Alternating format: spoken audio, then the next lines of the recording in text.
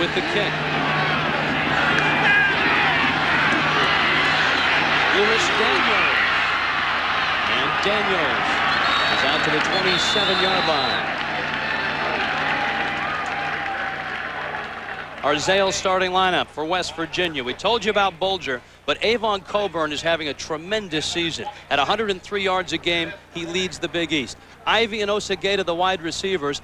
Beck is your prototype tight end, and pro scouts really like him. This offensive line, all juniors except John Connie in the middle. Wilson,Owers, Gilliam, and Russell along with them. They must play well today for West Virginia to have a chance to beat Pittsburgh. And there he is, Mark Bulger. His first action in a couple of weeks. And it's Coburn over the left side. And he's dropped by Gerald Hayes. Here's that gambling defense Mike talked about. It's a 4-3 look with Graham, Gibson, Conlon, and Knight up front. The linebackers have been banged up. Hayes became a starter midway through. Gonzalez has missed some time. Thompson has played the entire season. On the corners, Rich and Poteet, Hornack, and Ramon Walker. Adrian told you about him. He's an outstanding tackler.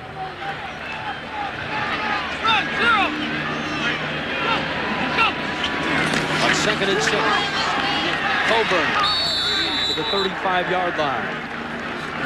Rich, that's the first blitz I've seen out of Pittsburgh. 2 plays.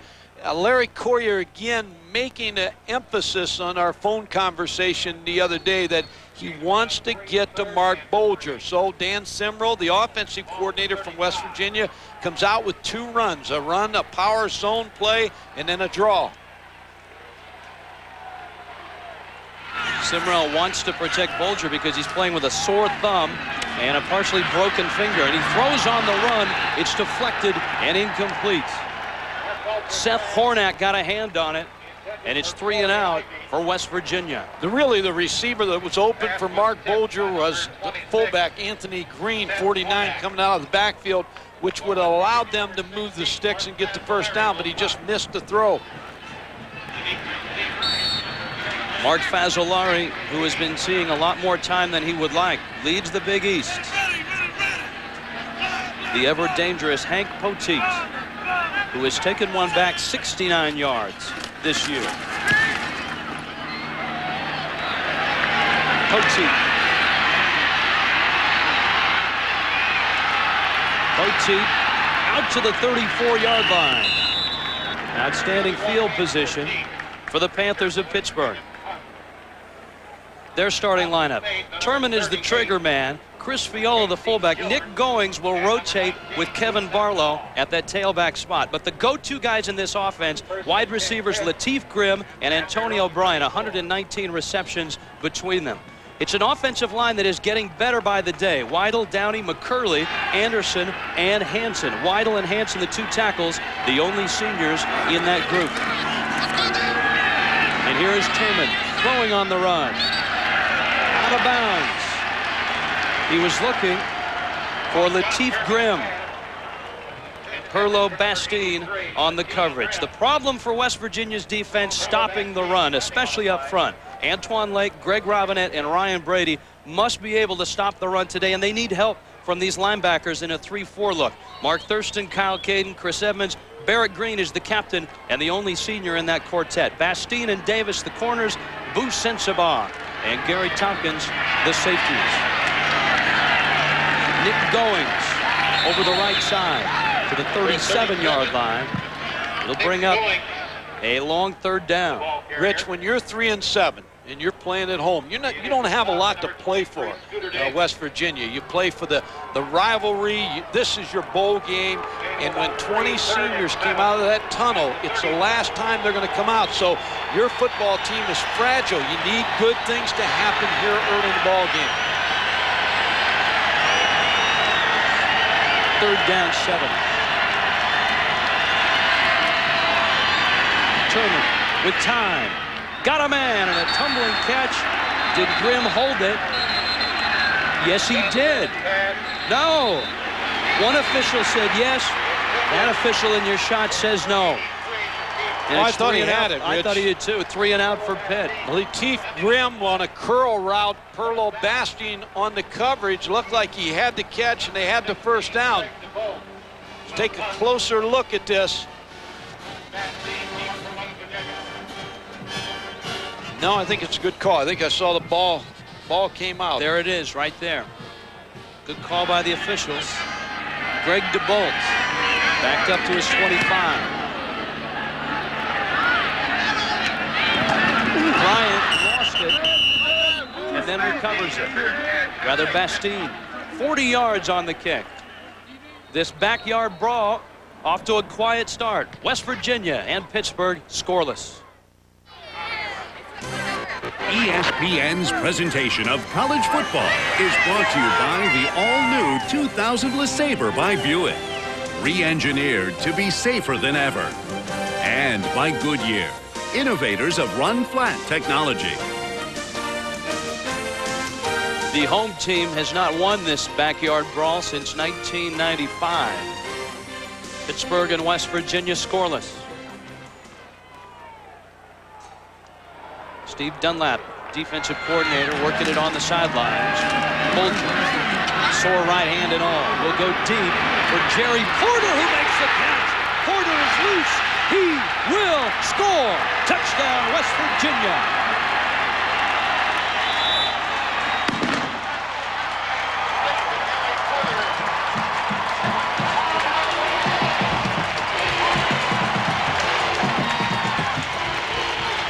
Mark Bulger always plays well in this ball game. Sometimes you can underthrow the ball and get away with it, and that's what happens on this play. Mark Bulger, play fake. He's trying to get Jerry Porter deep, but he underthrows the ball. Now Rich, number 8, has a chance for the interception, but he's 5'10". Jerry Porter is 6'3", takes the ball away from him for the score. Jay Taylor adds the point, and Don Nealon and his Mountaineers are on the board first. Jerry Porter, the senior, 77 yards. 7-0 West Virginia on top of Pittsburgh. Longest completion in Mark Bulger's illustrious career. And Rich, 3-7, West Virginia. They needed something good to happen early in this ball game. They get a break here, underthrown ball. Demetrius Rich has a chance to intercept it. Jerry Porter uses his height very well. And the Panthers right now look a little bit unorganized. It'll come out to the 20. You mentioned early about West Virginia's defense giving up 203 yards rushing. So you figure Walt Harris, 13-20 here at Pittsburgh, is going to exploit the defense of West Virginia and try to get his tailback running the football.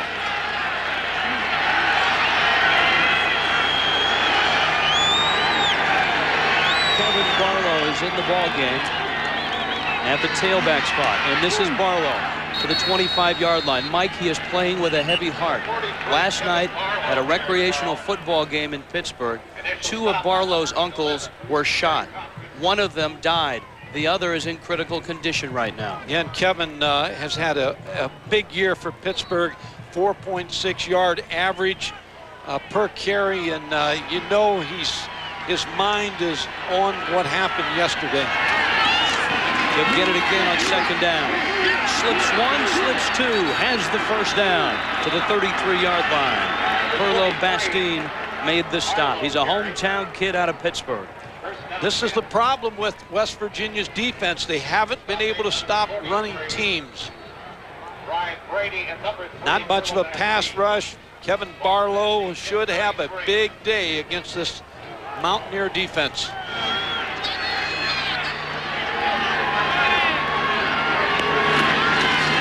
Barlow again to the line of scrimmage. Ryan Brady made the stop down below. Adrian Karsten. Just a thought about the emotional level, or lack thereof, that Coach Nealon had in his mind the past couple of weeks as far as the defense is concerned. Remember, they haven't played a game in 2 weeks, and this is the first time in his 20 years here that he's had a game after Thanksgiving where no bowl game or a winning record was on the line. Students haven't been on campus this week. All the guys had to hang around On Thursday night at the team Thanksgiving meal, he didn't see much emotion in the face of his defense. That had him concerned today, Rich. We'll keep an eye on it. The emotion after that touchdown pass has obviously risen. Movement and flags. That's why they call it the backyard brawl, I guess. Yeah, there's a lot of dislike, but most of these players were recruited by both schools, so they know each other. Sometimes you don't recruit a player and he goes to West Virginia and wants to prove a point. Same way on the other side. False start, offense, 5-yard penalty, remains second down. Ethan Wido, the left tackle, moved. Walt Harris, last year they went 2-9. They're number 61. Wido with the move, and Thurston, number 48, belts him.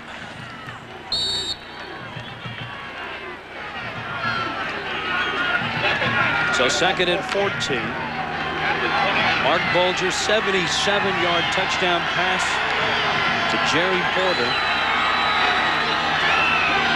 The only scoring thus far. Here comes a blitz. Turman goes down. Barrett Green, the captain of the Mountaineers. Captain of the defense, Barrett Green, number 33 on the blitz inside. They also brought the short side corner. Not getting Pittsburgh in a key situation where it's a long yardage situation. They bring in, it's a zone blitz is what it is. Barrett Green's coming, and the defensive tackle dropped off into pass coverage. A loss of 11. Bringing up 3rd down and a bunch. Quick kick. Turman gets it away, and the Mountaineers have to be careful not to touch it. Not a Pittsburgh good kick. downs it at the 46. Not a good kick, Rich, because the snap was bad. John Turman did a good job just to get that off. How about the play call? I think it's a great call. Walt Harris trying to change field position, but backfires because of the snap of McCurley. It was wide, and then John Turman just trying to get it off. Walt Harris has had both of his quarterbacks, Turman and Priestley, quick kick this year. So he's used it a lot this season. It's a good weapon. You can flip the field on a team. 3 receiver set. No tight end.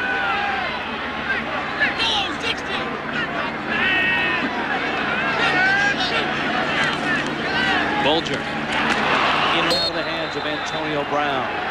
The little sophomore out of Miami. Coming up tomorrow, week 12, ESPN Sunday Night Football. Jesse Tuggle and the Atlanta Falcons, Steve Berline and the Panthers.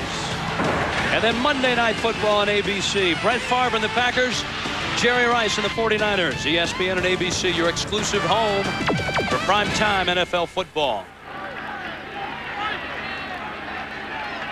Here in Morgantown, the Mountaineers with a 7-0 lead. Coburn. Avon Coburn to the 38-yard line, a gain of 16. That won't pop up in the statistics tomorrow, but Mark Bulger looked over the defense of Pittsburgh and saw 6 people in the box versus the run. So figuring that University of Pittsburgh was going to expect a pass, he checked off to the outside zone play, gets good blocks, and Avon Coburn rips up the field for a first down. Good checkoff. He leads all freshmen. And with a good day, he breaks 1,000 yards. On a draw, Coburn. The 36. Gerald Hayes made the stop. Talking to Dan Simro yesterday, the offensive coordinator, about Avon Coburn, who's back-to-back runs. He said if he'll run for over 100 yards, we had a great shot of winning this football game because we'll get good mix and we'll take pressure off Mark Bulger. Colburn's a freshman, and they say at the same time in Amos Zaraway's career that they believe Colburn's better. Yeah, they took 100-yard games for granted with Zaraway. Oh! Antonio Brown meets Seth Hornak. the hard way. That's a play that West Virginia runs. It can be a run and it can be a pass. You're looking at the defensive end. The defensive end, the quarterback watches the defensive end. It's just like an option play. If the defensive end comes down hard right here, okay, now he throws the football. If the defensive end does not come down, he runs the ball, and unfortunately for Antonio Brown, he threw it. West Virginia calls that play the bubble screen. And that time it was good hit, quite literally, by Seth Hornak, the senior. Brown is on his feet and off the field. Now it's 3rd down and 8. Just wondering whether Thanksgiving came or is still coming next week after taking that hit.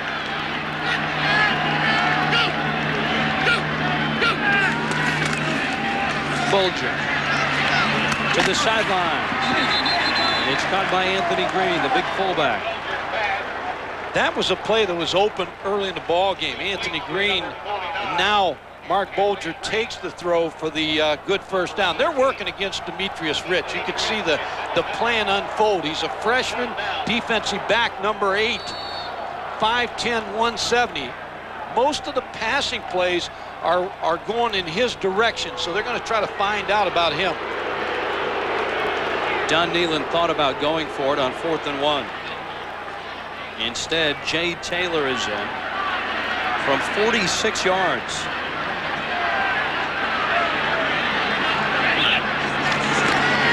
His career long at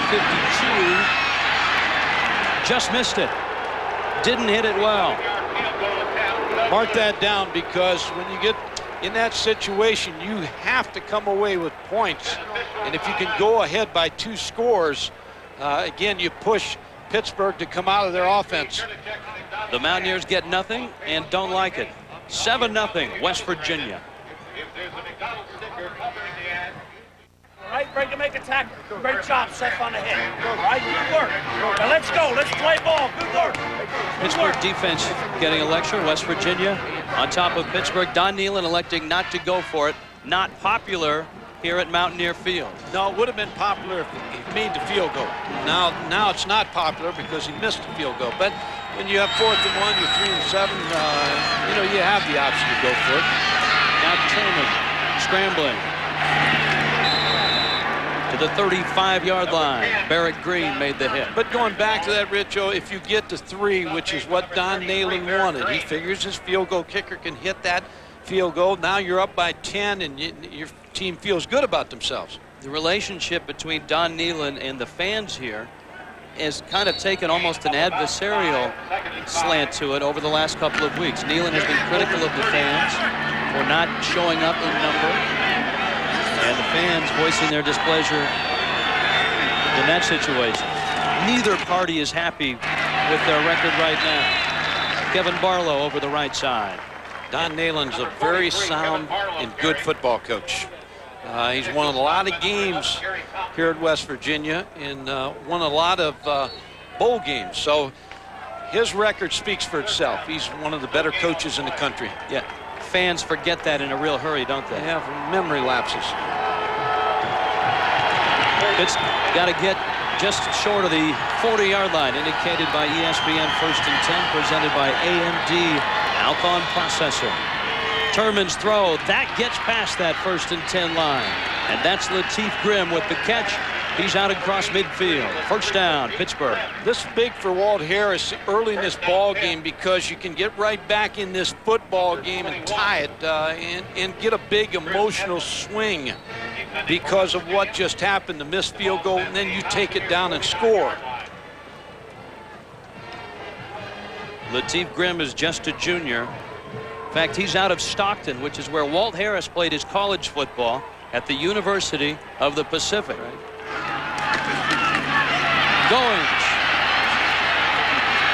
He is just that, but not gone to the 22-yard line.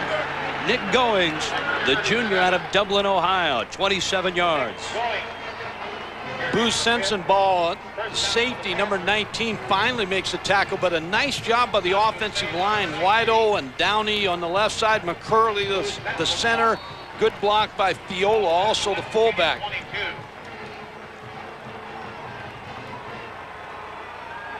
Could have been a face mask, should have been a face mask on Goings.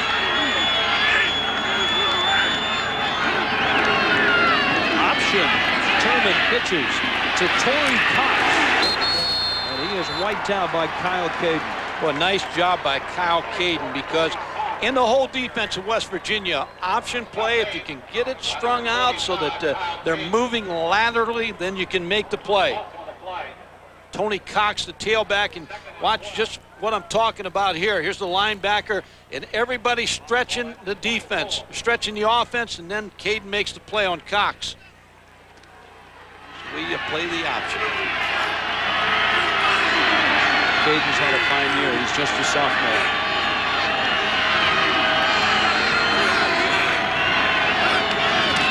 On second and long, Turman wide open.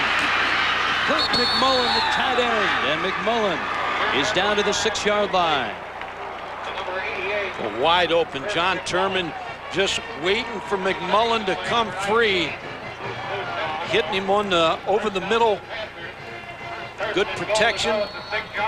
Tight end working up the field and across, and finally sends the ball's closest defender to him. This game has changed emotions.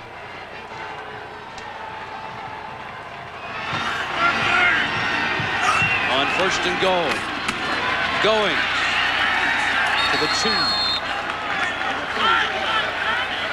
Gary Tompkins and Kyle Caden made the stop. You don't want to beat a dead horse, but when you're 3 and 7, you're fragile. And when you get something bad to happen to you, then how are you going to react? Because you've been in this situation all year and you haven't reacted well. So now Pittsburgh can punch West Virginia a little bit and knock some air out of them. Goings is in for the touchdown. Nick Goings. And Pittsburgh is on the board. Good strong running back, Nick Goings. Broke his finger in the Kent State game.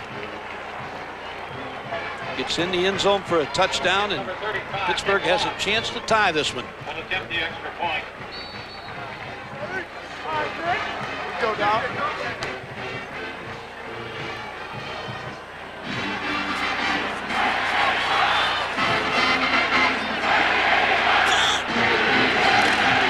Nick Lotz.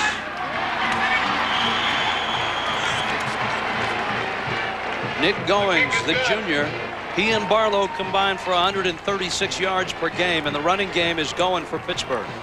Off the right side, Chris Fiola, the fullback, leads with a good block. The whole right side of the line with a nice blocking. Hanson, Anderson, and McMullen to that side. It's a West Virginia team that has not fared well defensively against the run. It's easy to pinpoint defense against the pass. You get a good rush, you get good coverage. Why is West Virginia so poor against the run? Because historically they've been very good. Well, I'd like to say reasons why, but talent-wise, they're not good. They're not as good in the defensive line as they've been. They don't get off blocks very well. When you get tied up on a block and you can't get off, then you try to arm tackle. They're ranked 99th out of 114 in Division I. They lost 2 defensive linemen to the NFL last year. John Thornton in the 2nd round to Tennessee. Kevin Landolt in the 4th round to Jacksonville. Gary Stills, a great linebacker, went in the 3rd round to Kansas City. And they're not very big in the defensive line. That's the other thing. When you look at their size and big offensive lines like Pittsburgh's offensive line, they're going to have their way with them. Then what you get into, Rich, you got to give up linebackers then, or secondary backs to try to slow down the run. Then you're in man coverage and vulnerable for man passing routes. Lewis Daniels and Quincy Wilson deep.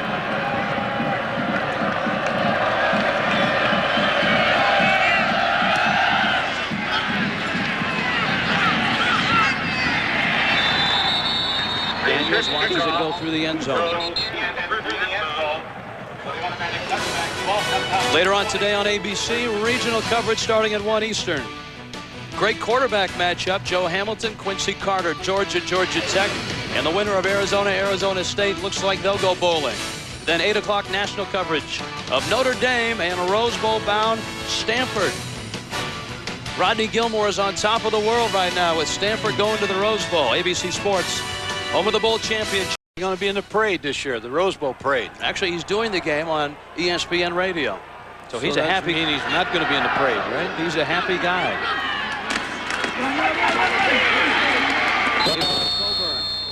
To the 23-yard line. Brian Knight made the stop. Now, if you're calling plays for West Virginia, now you know you can't get behind because your ball club has not responded well all year. So you've got to really attack this Pittsburgh defense and throw the football.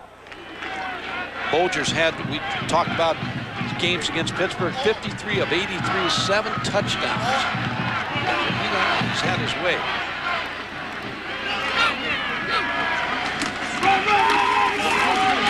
On the draw, Coburn to the 29.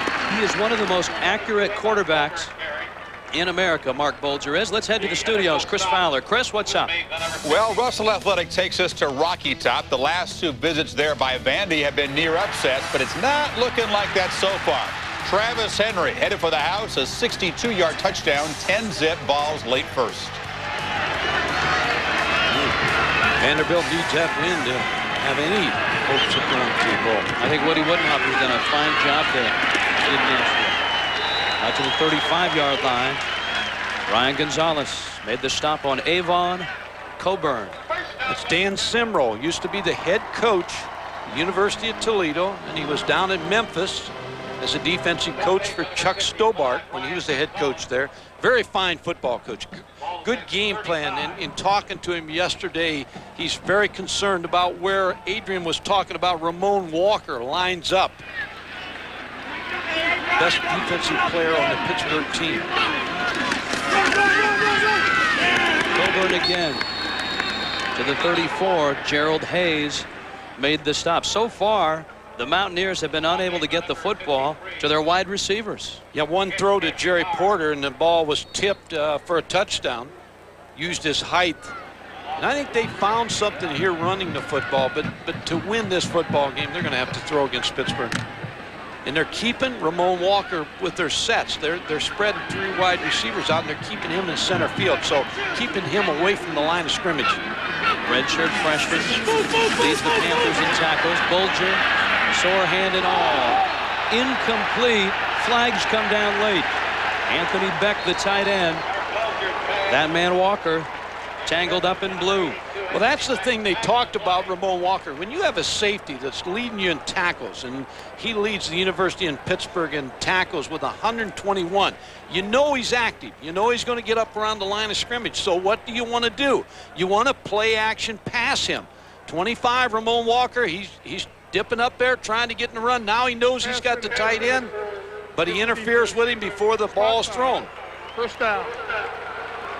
Try to play. Anytime you got an active free safety that's going to come up inside, you want to play action him and try to throw the post behind him every now and then. You know, if Beck doesn't stop his pattern, Walker never hits him. Yeah. It's almost like drawing a charge. A 4-receiver set. Got the foul. He will not shoot free throws, however. Big hit from the secondary. Walker coming up strong. And that's what we're talking about. On this play, Mark Bulger didn't do a good job of reading where Ramon Walker, number 25, was. He was up in a free safety blitz. Didn't take advantage of that play. Anytime you see him lined up tight like that, West Virginia needs to get out of a run play.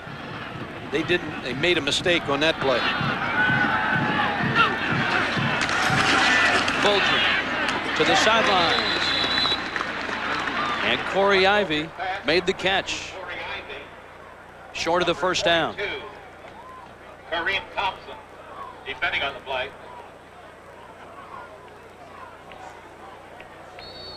Third down. At the Pitt 40. That's the play where you're talking about drawing the charge, but I think Anthony Beck was trying to sit down. He thought he was open, didn't want to keep running to the defender that was past him, so I think he's trying to sit down in the hole, and it just so happened Ramon Walker ran over him. Big third down here for West Virginia. On 3rd and 4, blitz coming. Brown makes a catch, has the first down. He's out of bounds at the 39. Keep saying how important this is to West Virginia, that they be able to answer Pittsburgh's score, because again, when you look at your season and you know you have not responded well, you're looking for positives here today to answer anything Pittsburgh does. I'm amazed that Bulger could even throw the football. A lot of injuries this year. He's a gutsy quarterback. He has a broken finger, and we're told his thumb is still broken, and it's his right hand.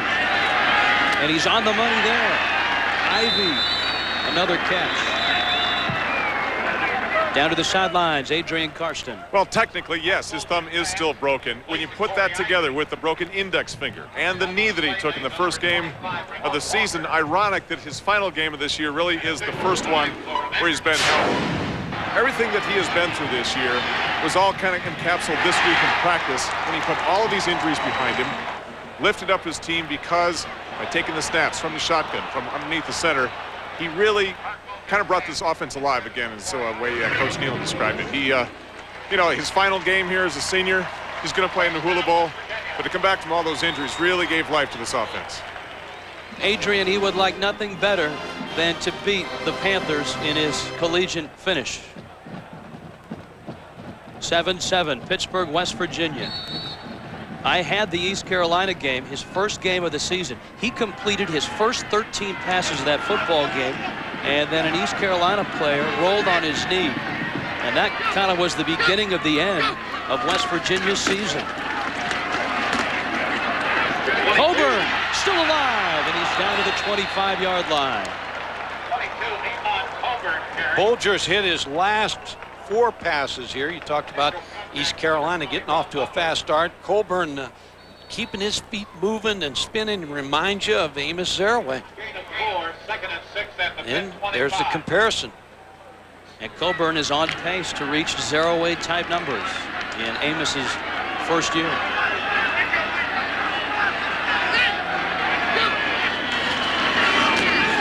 Bulger. A nifty move. Lost the football, but it's out of bounds. Mark Bulger, the ball carrier. And the Mountaineers are hoping he's all right. Brian Knight made the stop. Brian Knight. Haven't seen too many quarterbacks execute that 180 spin like little that. Pirouette as he came out of there. Trying to find the receiver open downfield. Pittsburgh with a good rush. And they make him pay to get a good hit, Brian Knight.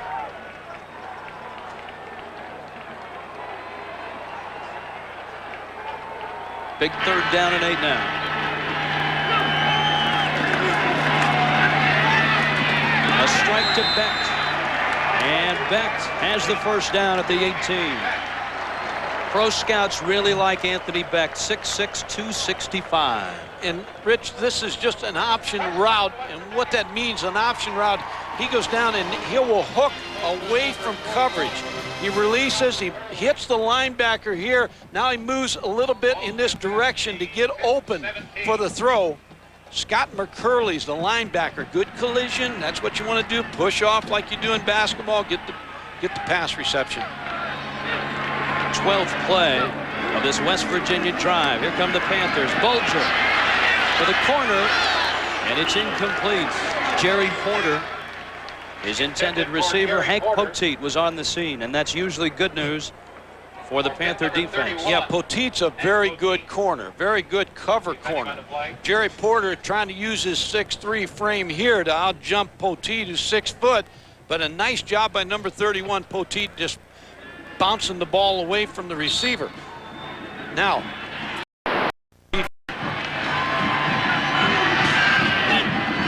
Lynch is matched up against Porter, top of your screen. It's Coburn, he's in. Touchdown, West Virginia.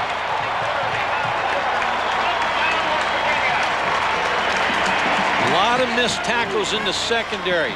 Ramon Walker, who's usually a sure-handed tackler, missed Avon Coburn, and Coburn showed you some moves in the hole there. He made a couple cuts on that play to get that touchdown. Very impressed with this young running back. He made Ramon Walker miss.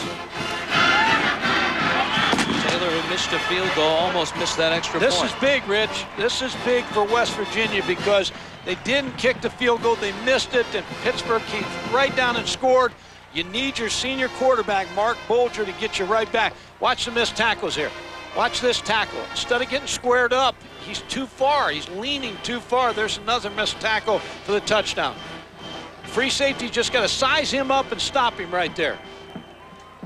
And play and live for another play. Big, big by West Virginia. Big block by Tanner Russell to spring Coburn.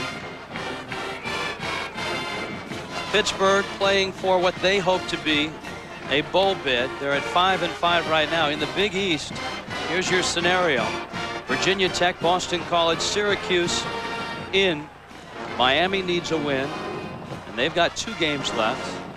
Pittsburgh right now at 5-5. I don't think Syracuse is in yet. They are bowl eligible, and that's what you're referring to. But I think the Music City Bowl will have a choice. If Pittsburgh wins, they'll have a choice between Syracuse and Pittsburgh. The other bowl game that's out there is the Motor City Bowl. George Perlis, Ken Hoffman up there with the fine bowl, and they'll have to make a choice from a lot of teams. They're sitting in a pretty good position.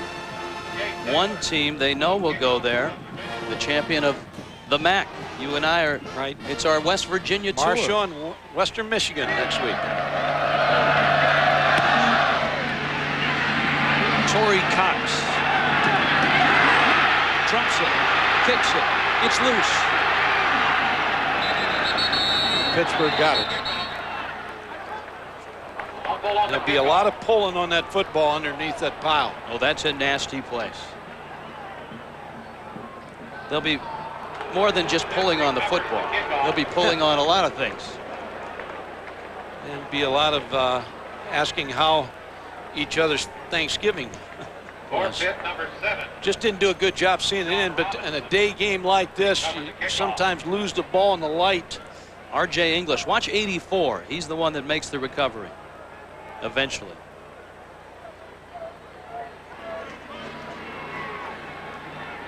Final seconds, first quarter.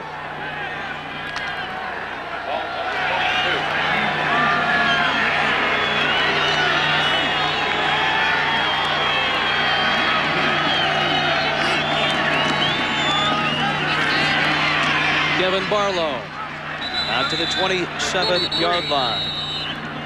And the first quarter in the books. It's known as the backyard brawl. And so far through one, it has not disappointed. The Mountaineers of West Virginia on top of Pittsburgh 14-7. Every now and again, a very good program must take a dip. And this is one of those years for West Virginia. But that dip would be a lot less painful with a season-ending win over Pitt. Kevin Barlow lost the ball, and I think John Turman got it back.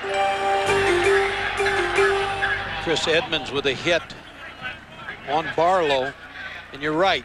You beat your rival. You know, when I was coaching, whether it was Pittsburgh or Kansas or Cincinnati or wherever, Murray State, you knew you had to beat your rival. You had to beat them more than they beat you. That's the game, and we'll talk a little bit more about it after this play. A long third down. Turman, flushed out. Batted down. Ryan Brady. Pittsburgh must punt. Ryan Brady was a fullback out of high school. They moved him to linebacker when he came to West Virginia, then to defensive end. Now he's bulked up to be a defensive tackle, so you know he's got good athletic ability. knocked the ball down. But we're talking about rivalries, Rich, and when I was coaching at Pittsburgh, some of the same people who were boosters and donors, Century Steel, Ray Anthony Crane, those kind of people, they were the same. They were supporting Pittsburgh, and they were supporting Don Nalen here in West Virginia. So it got to be competitive between coaches because you wanted to win. You wanted to talk about that game for 365 days a year. You know, Neyland and his staff have a very good relationship, or they have in the past, with the Pittsburgh Steelers. They do a lot Very of good. A lot of Steve Dunlap. Yeah, he goes up and visits the defensive staff, and that's why I say there's so much West Virginia interest in recruiting in Pittsburgh that this is a game that weighs heavy on all those things. 2 years ago, it was one of the best games of that college football season. A triple overtime win by Pittsburgh in this stadium. Flag down. The punter was hit. It's a big mistake by Boo Sensenball, I believe. Number 19. It's going to be a first down for Pittsburgh. Not showing a whole lot of Sensabaugh. Well, let's see. Is it going to be a first down or?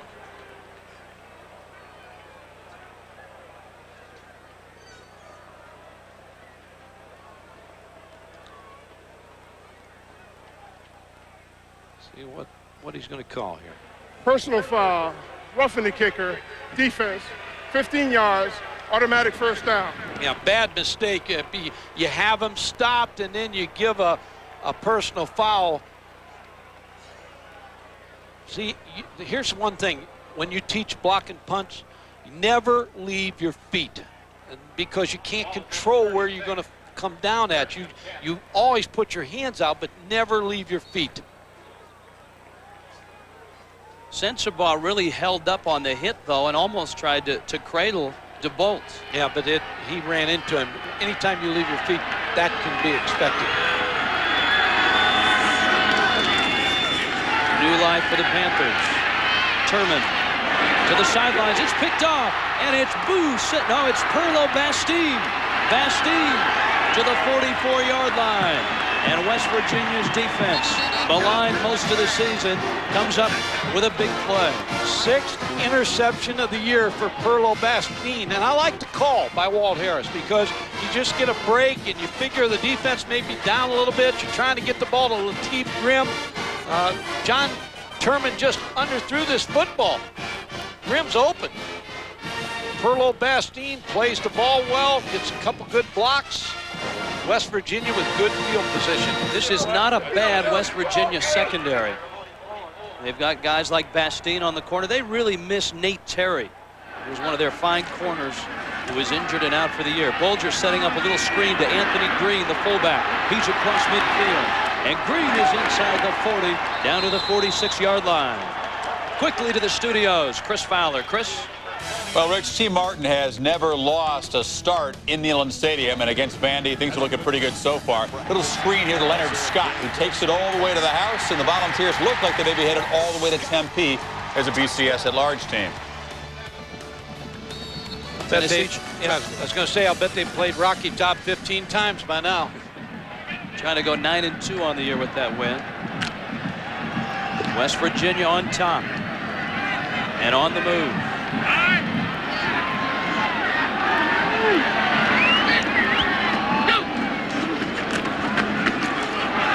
Draw to Coburn. Coburn inside the 30. I like the way he runs with the football. He covers the football as he gets in traffic. Avon Coburn, a very impressive freshman running back. Gets up inside there. Now breaks to the right side. Watch him double the football. Gets in traffic. Brian Knight with the tackle. He's got 66 yards. They said if they can get him to 120, they feel like they'll be in great shape. Last week, 98 in the loss to Boston College. Bulger. Caught by Mark Plants, the backup fullback. Gerald Hayes on the coverage. Tell you, Pittsburgh did a good job of covering that play. They had 3 receivers to one side, and what you do is you read, and Mark Bulger looks at the deep receiver, then the next intermediate receiver, then he dumped it off to the flat because Pittsburgh really covered it well. 3 of 5 on 3rd down today. As you can see, West Virginia trying to get just inside that 27-yard line. Bulger has his man. Flag is down. It's Becht. It's going to be a holding, though.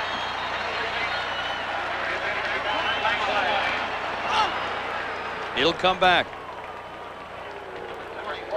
Adrian Karsten down below. Adrian? Standing by with Mark Bulger's father, Jim, who played behind our Joe Theismann at Notre Dame back in the early 70s. I hate to mention that. 70s, yes. Must be fun to be here to watch your son, a senior, after the tough season he's had with injuries, now wearing your old number 4 for the first time out here his senior year. It was very exciting. It was it made my day when he told me he was going to wear number 4. It made the season very special, yes. You know, the way he was recruited, or shall I say, wasn't recruited by Pitt, growing up a block away from the stadium, and they never talked to him about playing quarterback at Pitt. Is that correct? Yeah, that's right. They didn't talk to Mark. I guess they wanted some other type of quarterback, but no interest in Mark at all. What's his future now? We know he's going to be playing in the Hula Bowl, and what is he hearing about after that? Well, we'll have the combines coming up in February after the Hula Bowl, and then a lot of personal workouts, so we'll just take it as it comes. Jim, as a veteran of college football, the pros, as a father on senior day, congratulations. Enjoy it. Okay. All right, Rich. Nice work, Adrian. Bulger. Becht! Oh, and he's hit, but he holds on. Ramon Walker with a big hit. He is a load, Anthony Becht, and a good receiver. He finds a way to get open. But I want to go back to what Adrian was talking about with Mark Bulger's father. Sometimes your needs are different at the quarterback position, and you have maybe somebody in mind before somebody starts to play well. But a nice throw by Mark Bulger there to Anthony Becht. You know, when Bulger came to this campus, he told me earlier this year he never thought that he would be a starter here. He just thought he would make the team and maybe be a backup. He did not have a whole lot of confidence when he started his career. This is Coburn to the 21-yard line. It's a gain of a yard. And to add what you're talking about there, because there's a lot of stories in college football about quarterbacks who go in and they learn their position. They learn it as well as the coach knows it. And so they become an extension of the coach. Dan Simrell and Mark Bulger have such a great relationship. They talk in terms of defensive terms, and they both know what they're talking about. They can communicate between each play. And Mark Bulger runs this offense efficiently.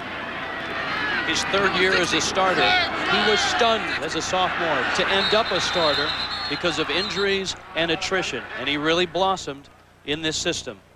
Timeout on the field. Mark Bulger and West Virginia trying to keep Pitt out of the postseason.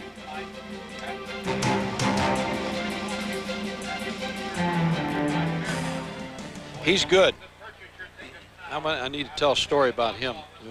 He's good. But I was trying to say what he... ESPN's presentation of college football is brought to you by the new Regal GS by Buick, official car of the supercharged family. And by ESPN Sports Century, 100 years, 1,000 moments in bookstores now.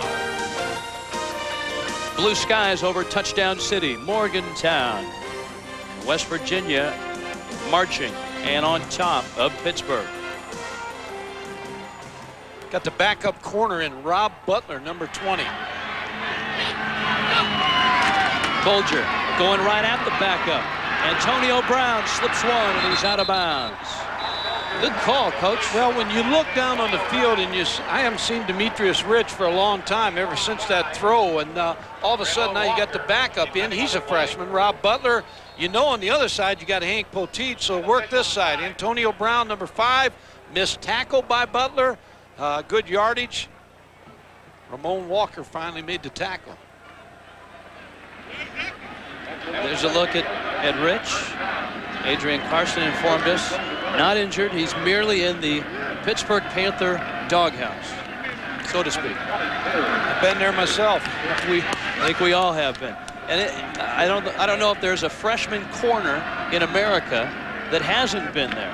That is one tough to play. That is one area where there really is a huge learning curve. You know, you're talking, Rich, and you brought up a good point about quarterbacks. Mark Bulger being a studious quarterback. Peyton Manning really started that. He studied offense as well as any quarterback I've ever seen in college football.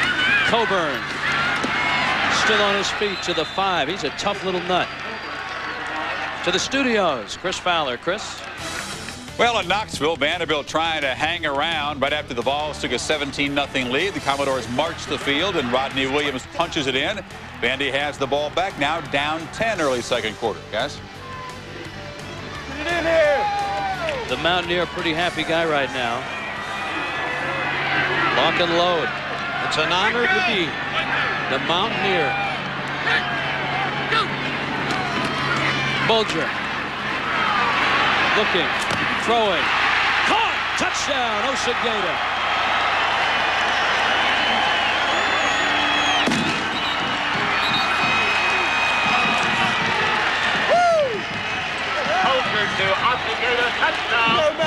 Better reload that thing again. Yep. You're going to need a lot of firepower today. 9 out of 10 passes. After starting 1 out of 4, Mark Bulger now has hit 9 out of 10. Taylor, the extra point good, which is amazing because in pregame warm-ups, the ball was really sailing on Mark Bulger. He's on the mark, and West Virginia is on top. Carlos Osageda with a juggling catch, and West Virginia leads Pitt 21-7. They've had some leads this year where they didn't hold them. Pittsburgh still very much in this football game. Just got to get a little mix in their offense. Walt Harris and the Panthers have come close. A lot of the Panther losses this year. That would make it a much better winter here in Morgantown. You'd be able to come out in public. Hank Poteet watches that one sail out of the end zone. Mark Bulger on the headset, possibly talking with Adrian Karsten. Adrian? Yeah, that's the reason he's talking to Adrian. Bulger informing Adrian that he always seems to play well when he faces the Pitt Panthers. And give credit to Dan Simrell and that offensive staff. Dave McMichael, the offensive line coach, giving good protection for this fine senior quarterback. Now Pittsburgh tries to jumpstart their offense. Goings to the 24. Barrett Green made the stop. John Turman, the starter today, and you talked about David Priestley. The backup quarterback is ready in case the Panthers need him. It's one of the trademarks of Walt Harris, his ability to work with quarterbacks. He did it with the New York Jets. Quarterback coach at Ohio State before he arrived in Pittsburgh.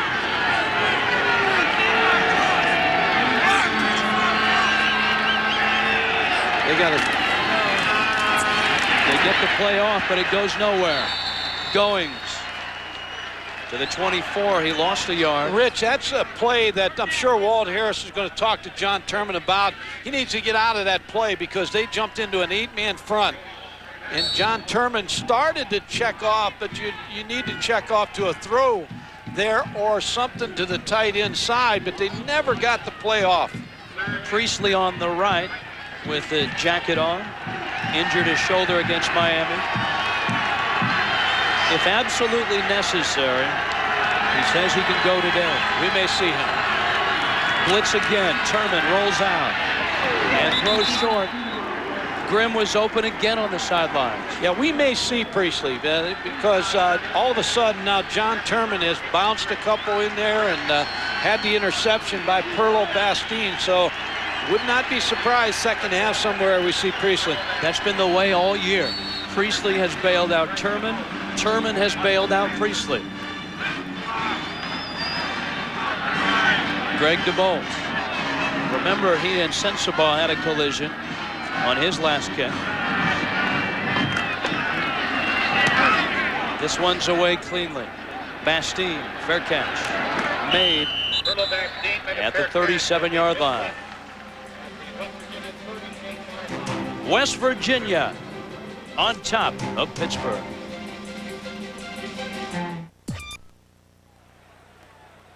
Mark Bulger has West Virginia on top. Well, Mark Bulger has threw a 2 touchdown passes. One he threw into the wind right off the bat against Demetrius Rich. He hit Jerry Porter, jump ball. Jerry Porter used his 6'3" frame to catch that touchdown pass, then outraced, and Mark Bulger sliding into the hole, throwing the ball with the wind for the 2nd touchdown. Bulger, his numbers against the 9 Panthers, touchdowns. you know, 6 of those touchdowns came 2 years ago in that wild triple overtime game. Statue of Liberty. Coburn to the 47. See, all of a sudden you get a lead and you get tricky. You start to call plays a little loose. Don Nalen, Dan Simro with the little pump fake and the Statue of Liberty to Coburn. He has not been in that situation much this year. No, but I was at Miami and I was watching Miami practice down there. I was talking to Butch Davis and Larry Coker, the offensive coordinator, Chuck Pagano, the defensive coaches, and they said West Virginia, they thought West Virginia would beat Virginia Tech before that game because they really thought they were playing well against them. They darn near did. Bulger going deep. Caught! Porter! Touchdown! 54 yards. And they're working on the corner. You have Demetrius Rich in there, freshman. Then you bring Rob Butler in there, and that's what Mark Bulger and the offensive coaches of West Virginia are looking for. They're working Jerry Porter against those 2 freshmen on the left side. They've hit him now for 2 touchdowns. Jerry Porter having a big half. What a wild career it's been for Porter. He came here as a quarterback, then was a receiver, 12 starts on defense last year, back to a receiver this year. And right now, West Virginia has opened up a 3-touchdown lead. Well, Jerry Porter was recruited out of Coolidge High School in Washington, D.C. as a quarterback. Little move right here now. He's just going to run right by Rob Butler. Puts himself in a good position right here to catch the football. Butler just underplayed it for the touchdown. 77 and 54 yards. Touchdown catches by Jerry Porter. Mountaineers up big. A pair of freshman corners on the bench. Yeah, and they're getting secondary education class 102 today, and then you can't fault them. They're freshmen, but Jerry Porter just makes a little move on Rob Butler, but Rob Butler's in great shape on this play. Is that like a double major? That's a double major. I don't think they signed up for that class. They've had a good year, but today they're Mark Bulger and the staff are picking on them. Here's the play. Jerry Porter just going to come out, fake like he's run the hitch, now stops. But Rob Butler's in great shape. He stops running right here. He stops. And the ball overthrown. If he keeps running, he may intercept it. He's going to deflect the ball. Jay Taylor with a kick. Hank Poteet. Poteet. Out to the 40-yard line. 38 yards on the return. Later on today, ESPN College Football continues. Mountain West football on the Deuce at 2:30 Eastern. Air Force looking for win number 7 against New Mexico. Then 7 Eastern on ESPN.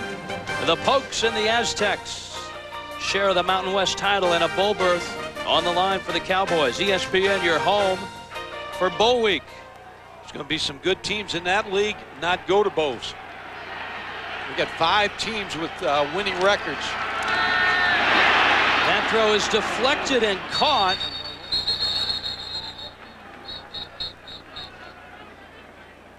Kirk McMullen, or rather Chris Fiola, the fullback, ended up with it. The senior. Rich, we talk about the 2 freshman cornerbacks, but sometimes you have to play them, and they're going to get better. I mean, they're getting an education out here, and as long as they keep their heads up, there's players in the NFL that get beat deep, and then they're making them millions of dollars. You and I could get beat for free. Yeah, that's Number right. 43. Kevin I've Barlow. Been beat free. with the carry to the 45-yard line. But they need to hang in there. The coaching staff needs to get with them at halftime and just keep building up their confidence, because I don't know of any corner that can say he wasn't beaten in the ball game at one time.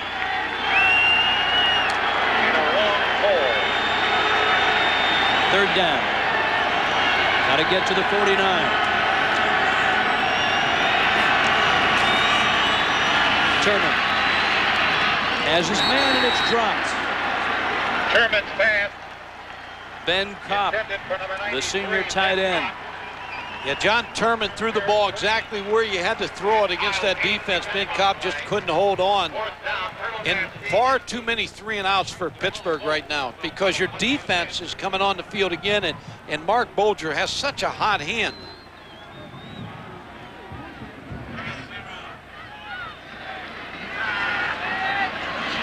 Greg DeBolt. Fair catch.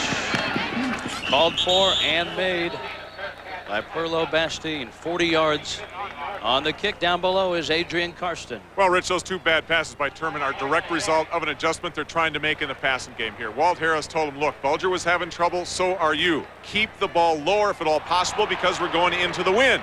Now, there's another element here. You need to remember that after Pitt beat Notre Dame, all the students rushed the field and tore up the turf, so Pitt had nowhere to practice. So they went over to the campus of Carnegie Mellon and had two things there. They didn't have the artificial turf like they have here at Mountaineer Field, but they did have the kind of crown, which is rather severe, that they have here in Morgantown. Point being, Rich, when you throw to the sidelines and you try to keep the ball low, and you're talking about 8 to 10 inches drop off from the middle of the field to the sideline, that's going to make a difference. You mean Carnegie Mellon doesn't have an indoor facility? Rich, holding call. I don't know about that, but a holding call against West Virginia. Hardly ever see that called before the ball's kicked. So now Pittsburgh gets a first down on that play. John Nealon not real happy, and John Turman is right back out. Next year, it's Three Rivers Stadium for the Panthers. The following year, they will share a stadium with the Pittsburgh Steelers, a brand new one. So it's 1st and 10 in Mountaineer territory. Turman waiting and looking and throwing. Oh! Good night, Barrett Green. Antonio Bryant, the true freshman. Yeah, that's the quarterback's problem there. You don't let a receiver get hung out like that. Antonio Bryant, who's an outstanding young freshman receiver for Pittsburgh, 51 receptions as a freshman, has really learned the offense. Barrett Green, you lead him into that hit. Wow.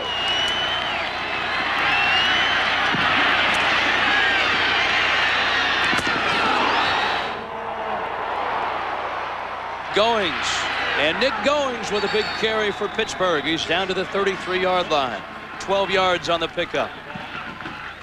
What do you have? West Virginia now trying to heat Steve Dunlap, the defensive coordinator, trying to heat up John Turman. And this is a nice call, because they had a short side corner blitz on. They brought the corner and they hit the draw right inside the corner blitz.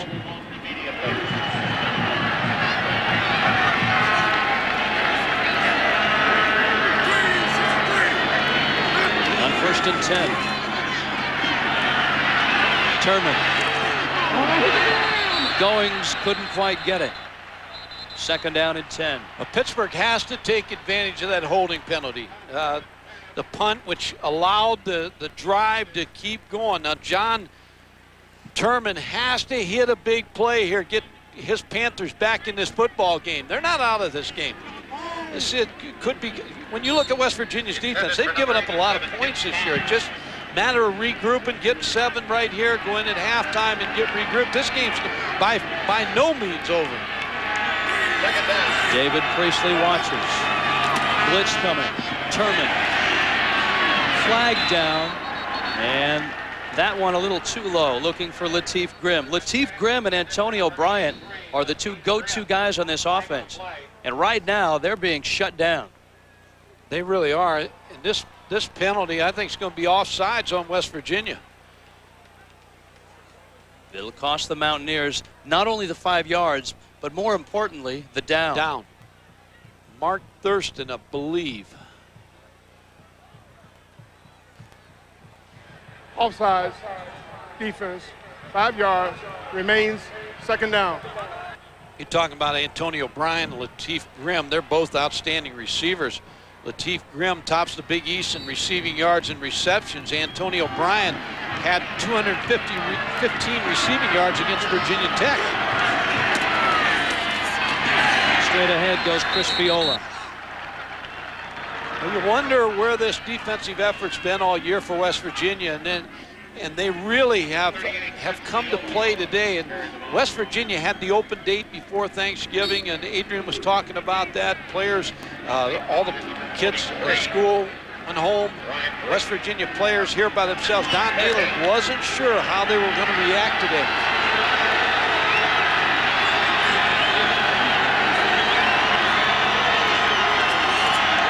On 3rd and 5. Here comes the blitz.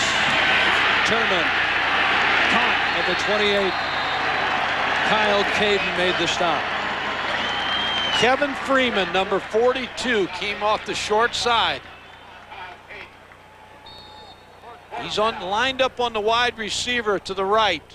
It's a zone blitz again. Freeman comes in, makes the tackle. Pittsburgh going to go for it. Down 28-7, 4 minutes left first half. They have to.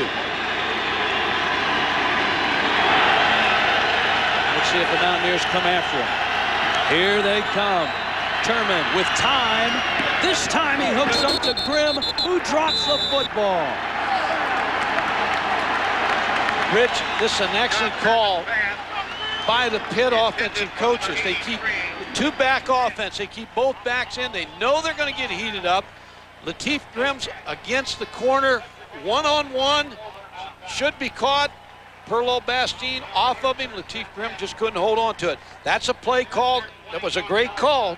You just didn't get the results because the receiver didn't hold on. And that's a pattern that Turman has misthrown numerous times today. He was on the mark there. A frustrated Walt Harris. And now Mark Bulger is back on the field with a hot hand. 12 of 16, 3 touchdowns. Movement. Good play. Coburn. Flag is down. Coburn carried the ball. Now, Rich, you look at the clock, 3:40 on the clock. West Virginia still has 2 timeouts. A lot of time for Mark Bulger to work. What did he pick up? 7? Got to take the penalty. Take that down. Yep. Nick Cole made the stop. They're going to turn it down. Neutral zone infraction, defense, offsides, 5-yard penalty, remains first down. Take it. Anytime you have 7 yards, you give up the 2 yards for the down back. So now you got 1st and 5. Bulger, as Adrian Karsten pointed out, with the wind at his back right now, he's had a great second quarter. Bulger, deep again. And this time he overthrows Corey Ivy. NCAA basketball coming up tonight at 6 Eastern on the Deuce. It's the championship game of the Puerto Rico Shootout. Number 2 Michigan State and number 20 Texas. Midnight on ESPN. Up to Anchorage. Number 11 Kansas and Georgia Tech. Championship of the Great Alaska Shootout. Sullivan Arena in Anchorage. For more, log on to ESPN.com, part of the Go Network. Go.com. Lot to cheer about for West Virginia today. On 2nd and 5, batted down. Damon Gibson got a hand on it. We hand off to Chris Fowler. Great somber moments in Knoxville. Real concern for Travis Henry, the Tennessee's fine running back. You see landing on his head near the goal line. Henry immobilized and taken off on a stretcher as both Tennessee and Vanderbilt players joining together and kneeling in prayer. We'll update you as soon as we know about his condition. Thank you, Chris. 3.5 minutes left. First half. Safety blitz. Bulger throws it in a hurry, and it's caught by the little receiver, Antonio Brown. That's the same play that Pittsburgh ran against the blitz. West Virginia blocked a free safety blitz. Ramon Walker came on an inside blitz. They picked it up, but they made the reception. Antonio Brown made the catch. Here's Walker coming from his free safety position. He gets picked up. The back steps up there, blocks him, Coburn, and they get the first down. So one team executes, the other team didn't.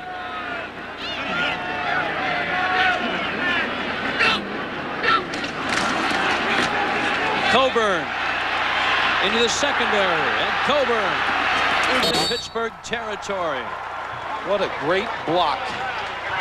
Corey Ivy, number 8, with just a nice block in the secondary to get Avon Coburn free for extra yards.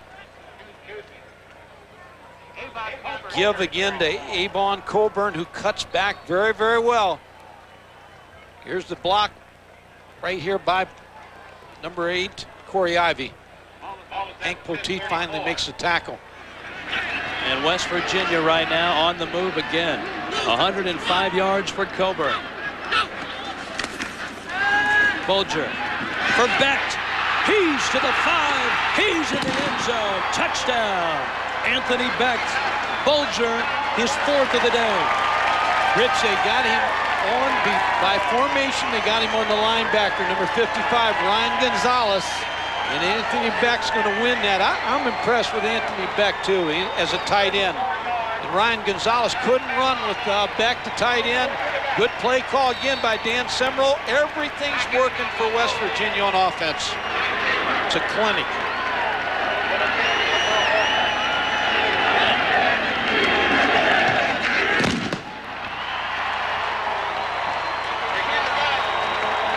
Anthony Becht, the co-captain.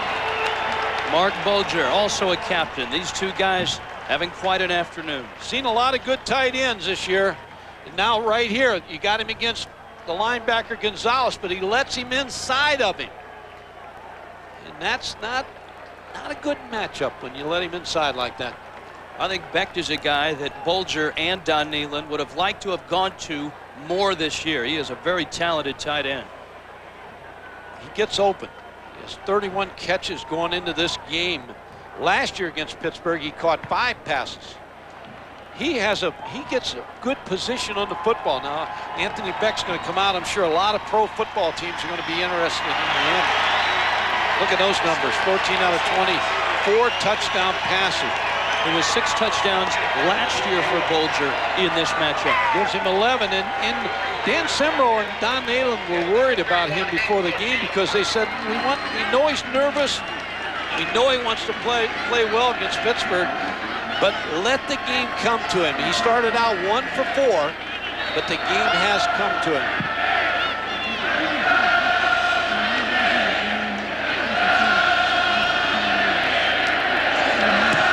Taylor with a low kick. And Poteet's going to bring it out. Poteet is popped to the 22-yard line. Chris Fowler, what's up? Well, at halftime, Rich, we'll have some scores and highlights, of course. We'll also have a discussion about Nebraska. Did the close margin yesterday really cost them in the BCS hunt? Frank Beamer of Tech has a strong opinion. Plus, we'll talk Bulls when Lee and Kirk join me on the Holiday and Halftime Report. Mike, I know you broke your calculator out last night trying to figure the whole ramifications of yesterday's games in the BCS. Put it right away. That's Virginia Tech versus Florida State. That's the way it should be. Turman. Caught on the sidelines. Watched the game here in 1989 when West Virginia had a 31-3 lead and got tied. So no lead is safe in a rivalry. Lamar Slade made that catch.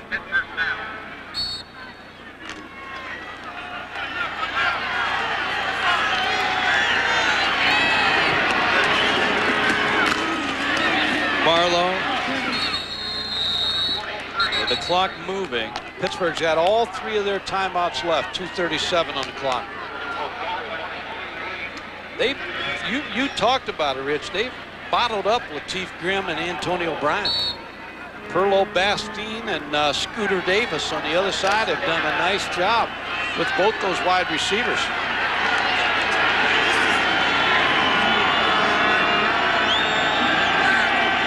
On 2nd and 4.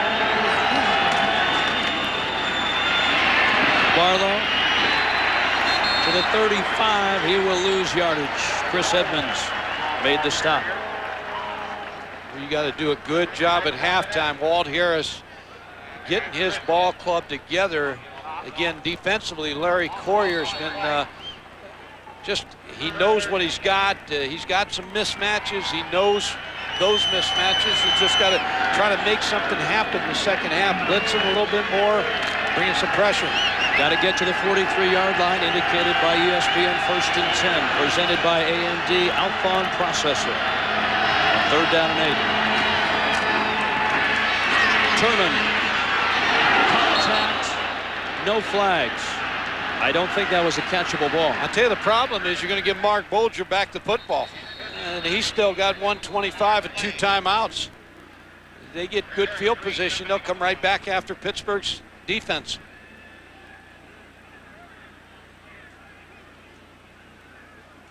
Man down at midfield. Barrett Green, number 33, collides with Lamar Slade. Barrett Green's had a good first half on defense. You know, Barrett Green's had a good career here at West Virginia. All Big East, leads in tackles. 7th in career tackles coming into today's game. John Turman and Walt Harris. He's 7th on that all-time tackle list. The man that he's chasing is a guy that had a great career here as a Mountaineer back in the early 70s. He was a linebacker that set a West Virginia record. There he is. He's the defensive coordinator. Steve Dunlap, the defensive coordinator at West Virginia. I'd take Barrett Green over Steve Dunlap today. Oh, come on. Hey, his junior year, there's a look at him. He had 190 tackles, Coach, and that's the all-time record. It's like that story about Pete Rose. Somebody asked him, what would Joe DiMaggio hit today? Joe DiMaggio hit today, and he said about 250, and he said, is that all? And he said, he's 78 years old. I think Dunlap would requite himself quite well were he to suit up again. Bastine. West Virginia football, 16-yard line. With 1:12 left. Do they sit on it or do they go up top again? I tell you, as good as they're doing on offense, I go right after them again and just try to put another stake in the heart of the defense. Now, if you get a turnover, you still get a 35-7 lead, but not take any big chances. You throw it deep, throw some safe routes, but take a chance on those corners again. Throw it deep down the field. Or run one play, screen or draw and see what you get on the first play. Then follow the lead. If you get good yardage, then you go after it. If you don't, kill it. West Virginia with a pair of timeouts. That's what they're going to do. There's your screen. And big yardage by Cooper Rigo. Now you go after him, Rich. Now, once you throw that safe screen or a safe draw and you pick up what they did, now you got to go after him. 1:03 on the clock. Ramon Walker made the stop.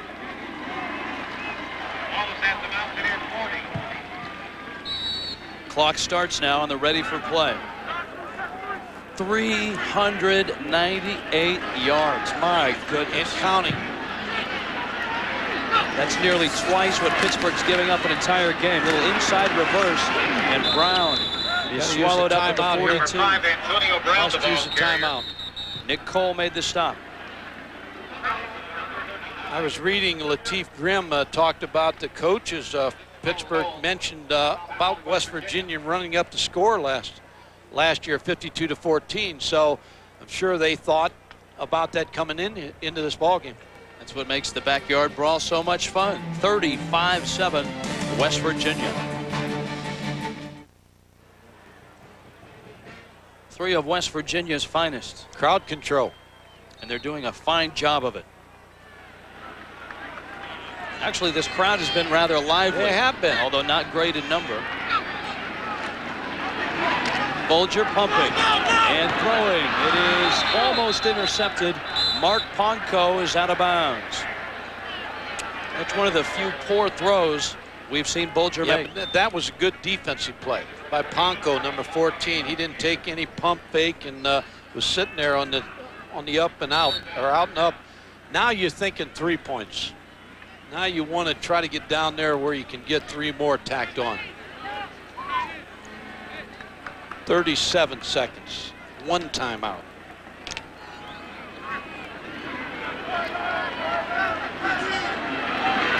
Five of 7 on 3rd down today. Rigo. And he'll lose yardage. Now you're thinking locker room. Scott McGurley. Curley made the tackle. Now you just let it run out. Hope you don't have to punt. Go in and get the orange. Which will taste rather sweet after this first half. The Pitt Panthers came in needing a win to have a shot at a bowl game. Right now, they're a long way from getting that shot. What a first half by West Virginia. 30. Those two have rotated throughout the year. Coatsy at his goal line. To the 12-yard line. Lewis Daniels makes the stop. We check in with Adrian Karsten. Well, Rich, to finish your point, they will not rotate today, Priestley and Turman. Even if Walt Harris wanted to make the change, and he wanted to make the change to Priestley, he couldn't, just because Priestley has not recovered from that shoulder injury of a couple of weeks ago. What they miss now with Turman in the game is Priestley's knack, his ability to control the ball. So when Pitt has the wind at their back, they're going to have to throw and catch precisely. That's what I'm told. And now into the wind, I use Walt Harris's words, they're just going to have to run like hell. You know, when Turman did throw precisely, they didn't catch the football. And he completes the pass to Lateef Grimm. And that's significant because Lateef Grimm and Antonio Bryant are two of the best receivers in the Big East Conference. Silenced the first half. So they've got to find a way to move them around, get them the football. Look at the combined 119 catches.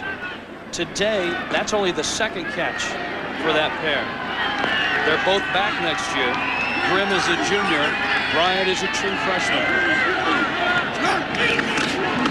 It's a 3 tight end look. And it goings out across the 35 to the 39-yard line. When Pitt started well, they did it on the ground in the first half. Yeah, you got to run the football. I think they ran for 63 yards the first half. Running the football on 21 attempts. So you've got to get balance. You've got to keep West Virginia's defense off balance.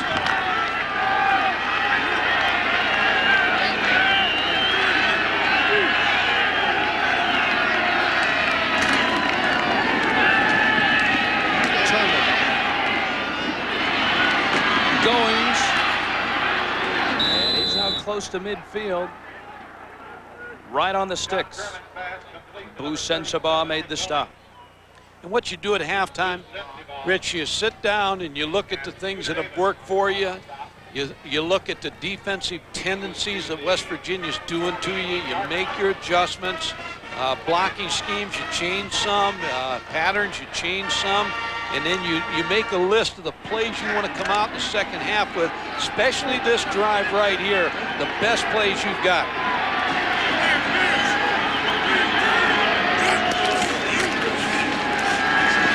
Turman to the sidelines. It's caught. Grimm. And Grimm is down to the 25. Sensabaugh makes the stop. Well, I watched Lateef Grimm on this play. He turned Perlo Bastine all around on this route. Made it look like he was going to hit the post route. Just watch his pattern. To make it look like it's going to be the post to the inside. Gets separation right here on Bastine. Bastine kind of lost his footing a little bit, then misses a tackle. Fortunate, Boo Sensabaugh makes the tackle. Nice drive by Pitt. 2 catches by Grimm on this drive. Deflected, intercepted. Edmonds comes down with it. Steve Dunlap, when you start to cross the 30-yard line, he blitzed. He brought the short side corner, but the ball was tipped up inside. John Turman trying to find a quick passing game. Ball's tipped. Intercepted by, I believe, Chris Edmonds. Edmonds' 3rd interception this year. And the 2nd turnover by Steve Dunlap's defense.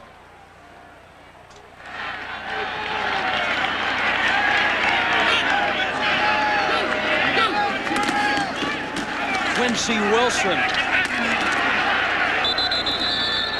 to the 22. Ramon Walker made the stop. When you look at West Virginia and you talked about their passing yards, total yards, they had 397, but they ran for 99 yards in the first half.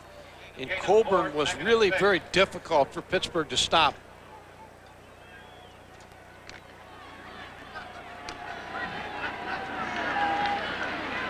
Last year in the game, West Virginia totaled 535 yards total offense against Pittsburgh.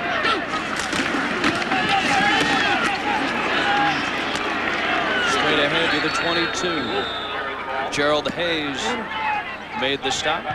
Larry Coyer, the defensive coordinator for Pittsburgh, now makes his adjustments, and he's got to put more pressure on Mark Bulger and stop the running game.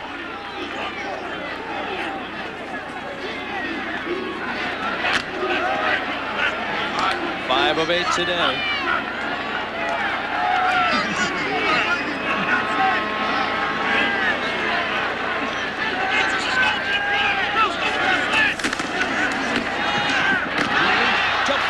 Intercepted. Chiffon Allen. Allen to the 10, to the 8.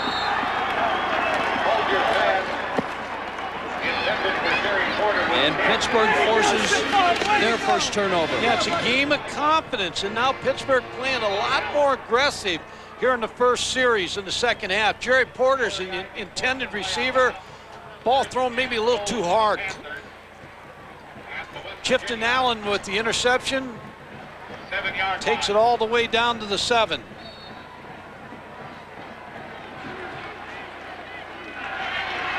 And it's 1st and goal for the Panthers.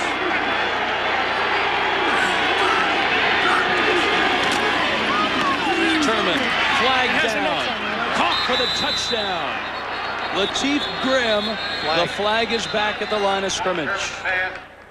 Complete to number 83, Lateef Grimm. Flag on the flag. Offsides, defense, penalty is declined. Result of the play, touchdown. Good throw. Nice catch. 4th touchdown for Grimm this year. And a good call, sprint out. You figure there's going to be pressure. You sprint the quarterback around. Lateef Grimm with a good route. And Pittsburgh back in this football game.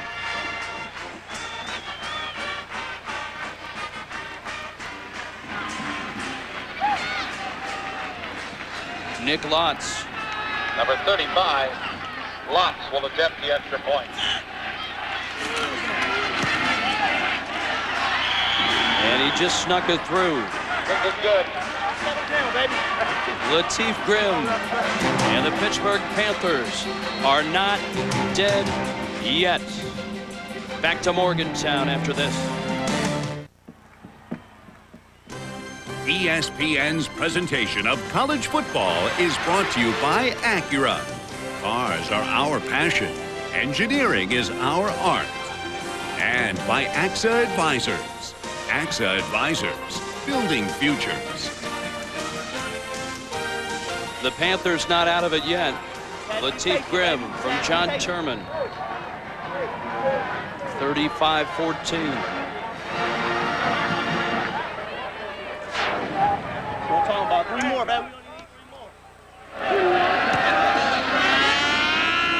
It's a short kick.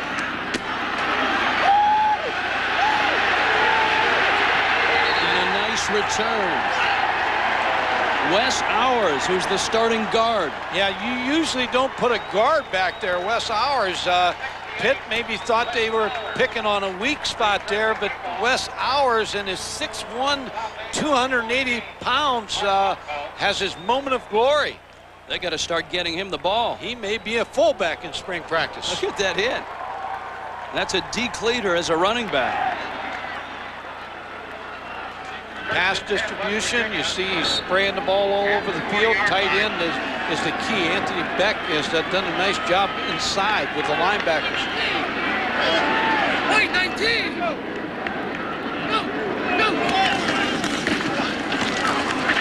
Coburn. Demetrius 22, Avon Coburn carried the ball. forced the play. Ryan Gonzalez finished it. A lot of good hitting out there. I mean, this is a tough hitting football team. Wes Hours on that play, number 68, led Avon Coburn around the left side.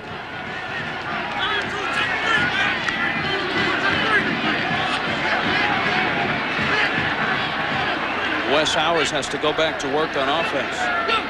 Never going to handle the ball again. Oh, come on. Coburn. First down. 22, Avon Coburn, the ball carrier.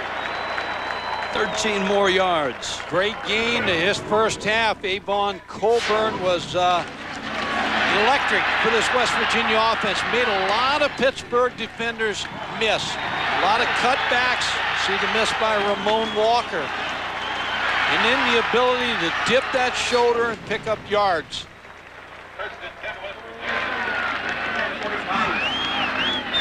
119 yards. Now for Coburn. Add to it. Coburn. Still on his feet. He's down to the 4. Why this is important, because Pittsburgh gets a touchdown, and then you just gradually want to get back in this ball game. You can't get it all back right away, but you gradually get back.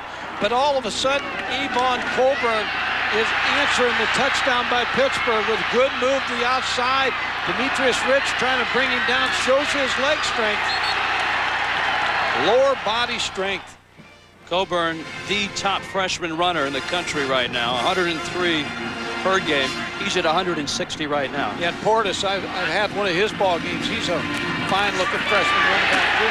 Touchdown, Coburn. Anthony Green led him right in the end zone, the fullback. You take a chance with that pooch kick.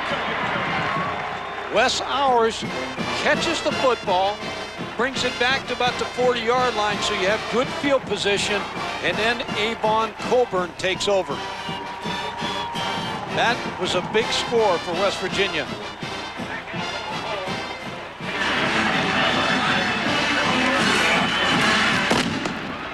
Jay Taylor, the Mountaineer, almost shot that ball. West Virginia, a 42-14 leads. And the Mountaineers, in their season finale, playing well. The smiles are a little brighter in Morgantown with this score. What's up, baby? Avon Coburn, 4 rushes, 60 yards on that drive. It all started with this guy, return man extraordinaire, Wes Hours. He may be a fullback. He looks like he's ran the football before, but that was good, a good, smart play by Wes Hours to get the ball, not fair catch it. He knew he had time and get up to the 40-yard line. There's no way he was going to fair catch that sucker. Hank Poteet, deep.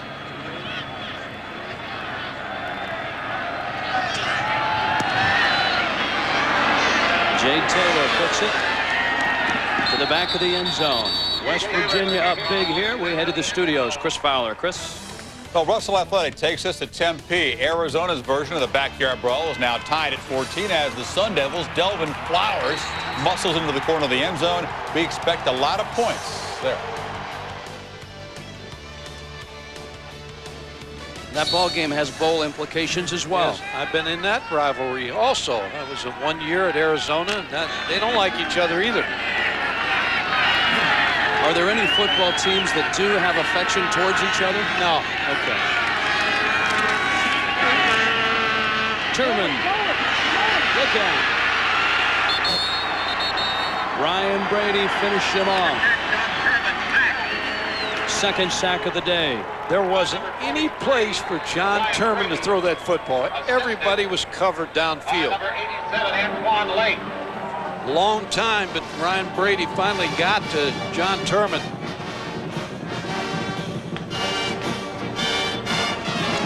That drive by West Virginia might have been the turn out the lights drive. Wow, that's a very early turning of the lights. Turman. No! Incomplete. Grimm, the intended receiver. You're on a roll. You score a touchdown. You get them where you now start to come back in the ball game. They right down the field 60 yards, and they do the damage running the football at you. Third down. It's funny, you talk to head coaches around the country, as we look at Mark Bulger, who are known for passing the football. Walt Harris, Ron Turner at Illinois, Cam Cameron, who came from the NFL. They'll tell you that to win, you've got to run and defend the run first. Well, that's how championships are made.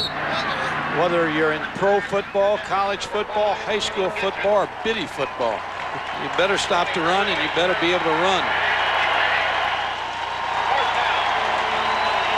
Pittsburgh has been unable to throw or run the football. Scooter Davis with a nice play.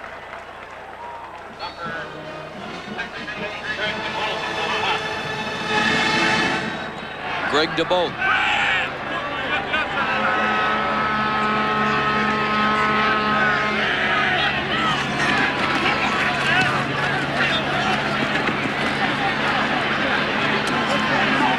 Bastine.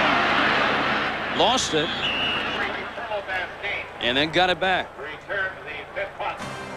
Mike Gottfried and I will continue our tour of the state of West Virginia as we head to the MAC Championship on ESPN2. Western Michigan and number 12 Marshall and their fine quarterback Chad Pennington. 8 Eastern on Friday on ESPN2. ESPN and ESPN2, your home for Bowl Week. I'm going back to Mobile, Alabama tonight, but I understand you're going to stay in West Virginia all week. And yes. I'm looking forward to see Chad Pennington throw the football next Friday. Mark Bulger. He's having fun throwing the football today. Corey Ivy, the catch. Good mix. The last drive, you run the ball down the field with Coburn. Now you turn it over to Mark Bulger, figuring the linebacker's going to creep a little closer to stop the running game. The teacher and the student. Walt Harris trying to straighten things out. Mark Bulger learned that lesson a long time ago. And that one interception should have been a completion. It was a deflected ball. Bulger. Nice play. Flag down.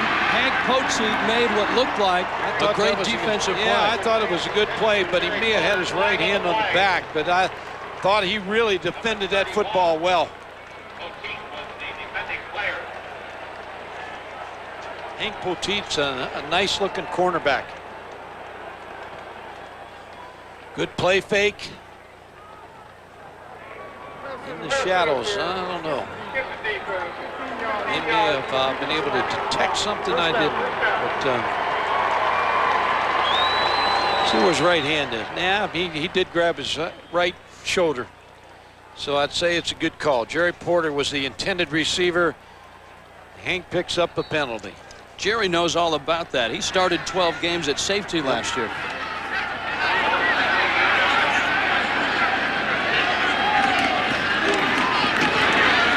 Coburn bounces out and then goes down at the 20. Damon Gibson made the stop. Well, the last drive, he ran the football on every play. Powers set him up. This was his first run. Missed tackles. breaks the outside on the second run. Almost got in the end zone, then he powered it in.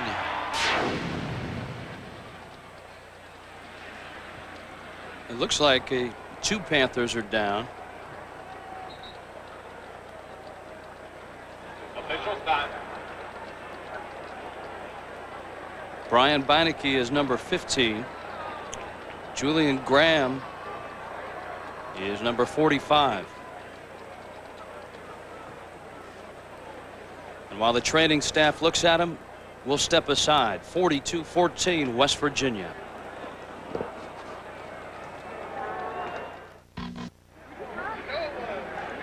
West Virginia on top of Pittsburgh, much to the delight of this Mountaineer Field crowd. Mark Bulger and Avon Coburn both having exceptional days. Coburn inside the 10, first down, West Virginia. And Rich, he's made most of his hay on the right side of the line. Behind Rick Gillum, Tanner Russell, Anthony Beck, the fine tight end. Up inside the right side. And here's a graphic. See what he does to the left side. Only 4 attempts, 4 yards, but everything the middle to the right side, he's been successful on. First and goal. To the 8. Brian Knight, the tackle. Just looking at that play, Pittsburgh's really ganging up on Coburn right now. Now's probably a time where you fake the ball to Coburn and roll out Mark Bulger outside, away from the way Avon Coburn's going to go. This Pittsburgh defense has played well tail end of this year, but not today. Here comes a blitz. Quick throw to Beck, and it's incomplete. Flags down. Yeah, without a doubt, Nick Cole, the linebacker, had a hold of Anthony Beck. And that'll be holding in the secondary. Or interference, however you want to call it. Bulger's smart. He knows what he's got. Right here's the hold.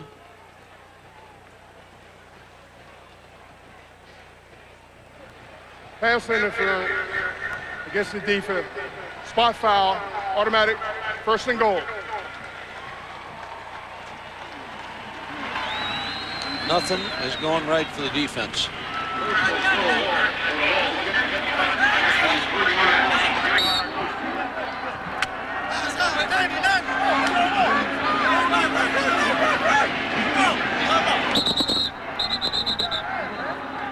And the Panthers have to burn a timeout. Too many men on the field, and I think they tried to get somebody off late to timeout. We'll burn one as well. 6.5 minutes left. Third quarter, 42-14. 42-14, West Virginia on top of Pittsburgh. And the Mountaineers aren't done yet. Coburn, touchdown.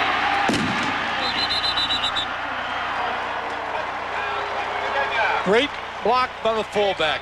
Anthony Green had pressure off the corner. He sets the whole touchdown off with a good block on Beinecke.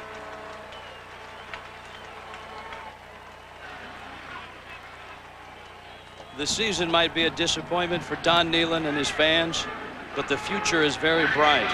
Avon Coburn is a redshirt freshman.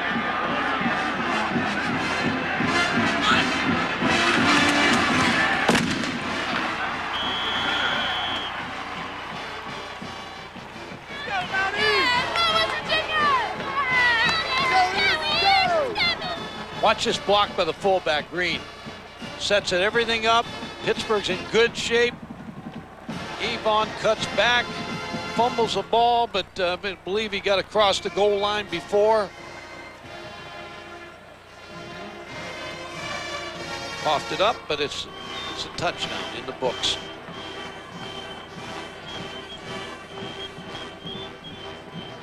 Right around the same area that Amos Zaraway came from. He may end up with 200 yards rushing today. Down below is Adrian Karsten. Rich, who's the great running back for the Mountaineers? Avon? Amos? Who? This, of course, is Amos Zaraway, who is now active with the Pittsburgh Steelers. As the Bengals tomorrow made the 76-mile drive over here to see the game today. You ran for about that much when you were here, didn't you? Oh, yeah, most definitely. I mean, it's always good to come back and see the boys play, especially against Pitt. And for us to be winning like this, it feels good. I have a lot to talk about when I get back to Pittsburgh. Have you had a chance to talk to Avon? No, I'm going to get the chance to do that right now as soon as I get off the air. I guess. What makes him so good? Well, he's a tough running back. He doesn't shy away from the hits, and he runs hard. And he has good cuts. He's elusive, and he has all the tools. With time, he's going to shatter all my records. Bit of a homecoming for Amos. Thanks for taking the time. Good luck tomorrow. Thanks a lot. I appreciate it. Okay, Rich. In other words, Adrian, he's just like Amos. Because Amos, he was all of those things and more. Amos better enjoy the records. He's going to lose them.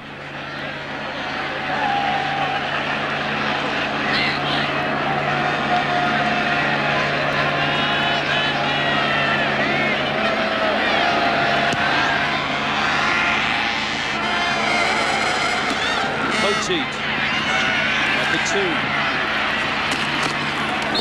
2 for the 25-yard line. Time now for the Kelly Springfield storyline. I'm not sure I can summarize everything we've seen today. Coburn is up over 170 now. He's at 178. Mark Bulger enjoying another great game at the expense of the school that he grew up next to. And just look at the total yardage. Last year, 535 yards. They look like they're going to pass that.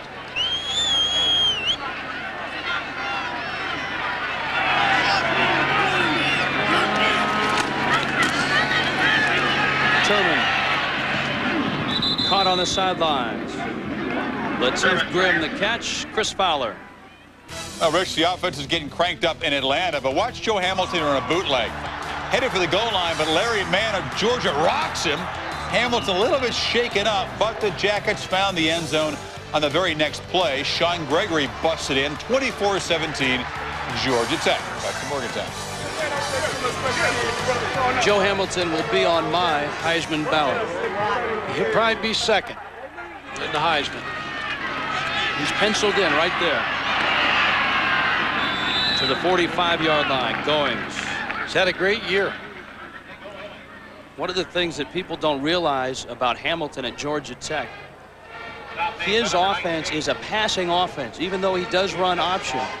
And the passing offense is a pro-style passing attack. So I think the jump from Georgia Tech to the next level will be easier for Hamilton than most people think. He benefits from the option package, Joe, because he limits secondary coverages of what he's going to see every week, because everybody's afraid of playing man coverage against an option team. So his system really helps him. It's a hybrid we didn't see 5-6 years ago in college football. The spread option with a spread passing attack. You see teams like Minnesota run it. Georgia Tech run it. You got to find a trigger man that can run the option and be a running threat, but also throw the football in a drop back scheme.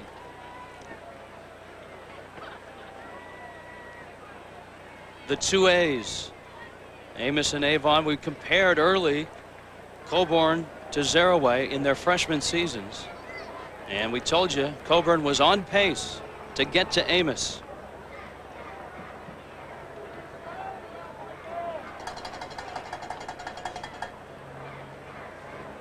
And after 222 runs, he's passed him. He's going to pass him a few more yards today, a few more carries. Amos heading back to Pittsburgh. He must have a curfew today. Big Bengals are coming to town.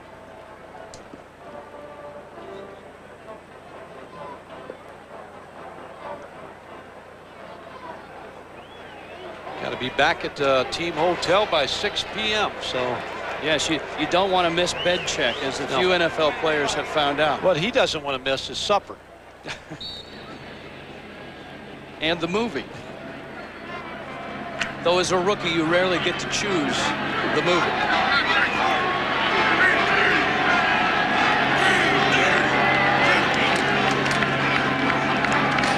Sherman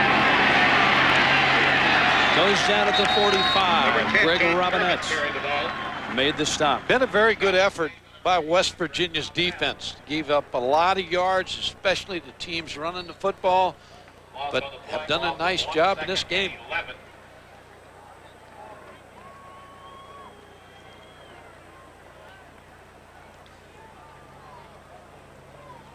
Pittsburgh has to get to the 44-yard line, indicated by ESPN 1st and 10, presented by AMD Athlon Processor. Sherman doesn't quite get to that 1st and 10 line. Lateef Grimm made the stop.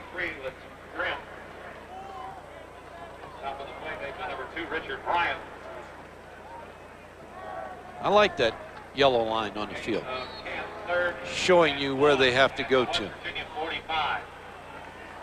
There it is, magically appearing.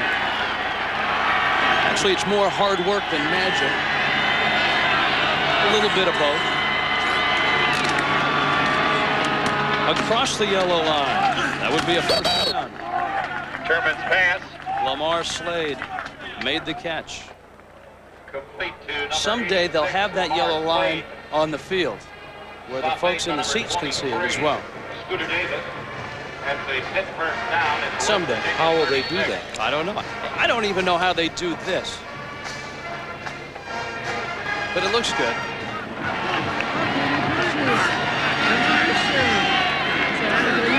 From the West Virginia 36, Sherman. Standing tall, going deep. It is dropped. The freshman Lamar Slade. Second down. Ethan Weidel, the left tackle, number 61. Smart play on his part. He sees the blitz coming from the outside. He picks up the short side corner, blocks him, gives John Turman the chance to try to find Lamar Slade in the back of the end zone against Boo Sensenball, but he dropped the ball. And I just talked about my man Ethan Weidel, and he moved. Nice job. Offense, 5 yards, remains second down. And when you're that big and you move, everybody's going to see it. Yeah, and people will, I think he'll be successful in that chosen field. Second and 15 at the Administrative 41. justice.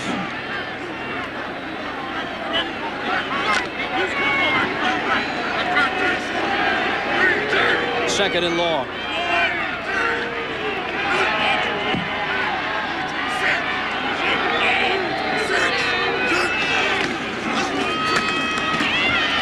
Goings. Flag down. Goings down. Close to the first down. Flag on the play. Stop made by number 19, Boo Sensenball. Chop block.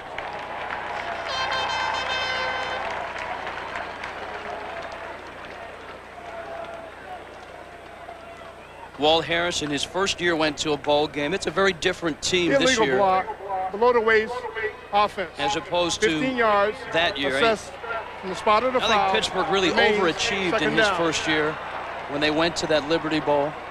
Last year they were 2-9. This year at 5-5 going into this one. And it does not look like a postseason game this year.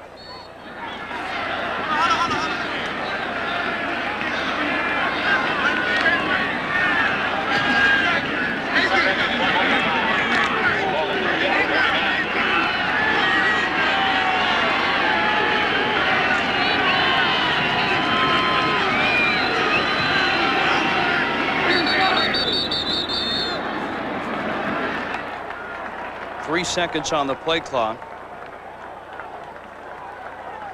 It'll be movement again. False start, offense, 5 yards, remains second down.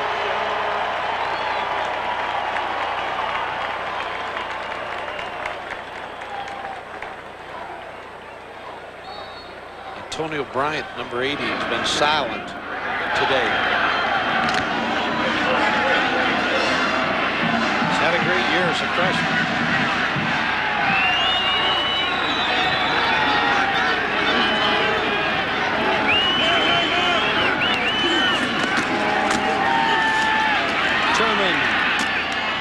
by Grimm. And Grimm to the 39. Great catch. Snatched it out of the air. Good hands. Junior receiver. Walt Harris said he's taking his game to the next level. All of the skill people on offense are back for Pittsburgh.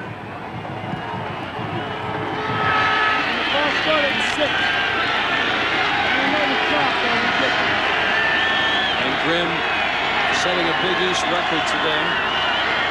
Two pretty good players he's passed. Turman. Incomplete.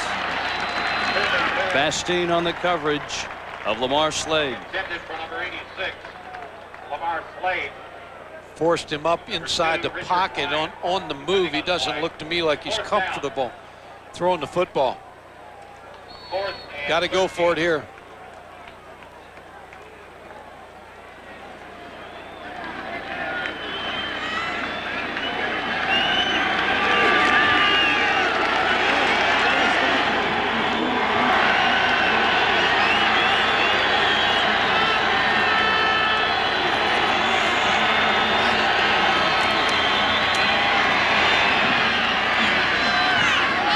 Incomplete, no flags. And West Virginia will take over. Richard Bryant, backup corner, number 2, made the play on Lateef Grimm. Nice to see the crowd has come around. Gave them an early boo, but they're back. And that wasn't for Sensabaugh either. For Walt Harris and his junior quarterback, it's been a long day.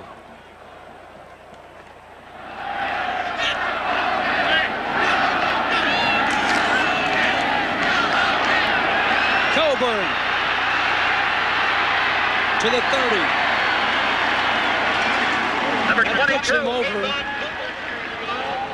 200 yards.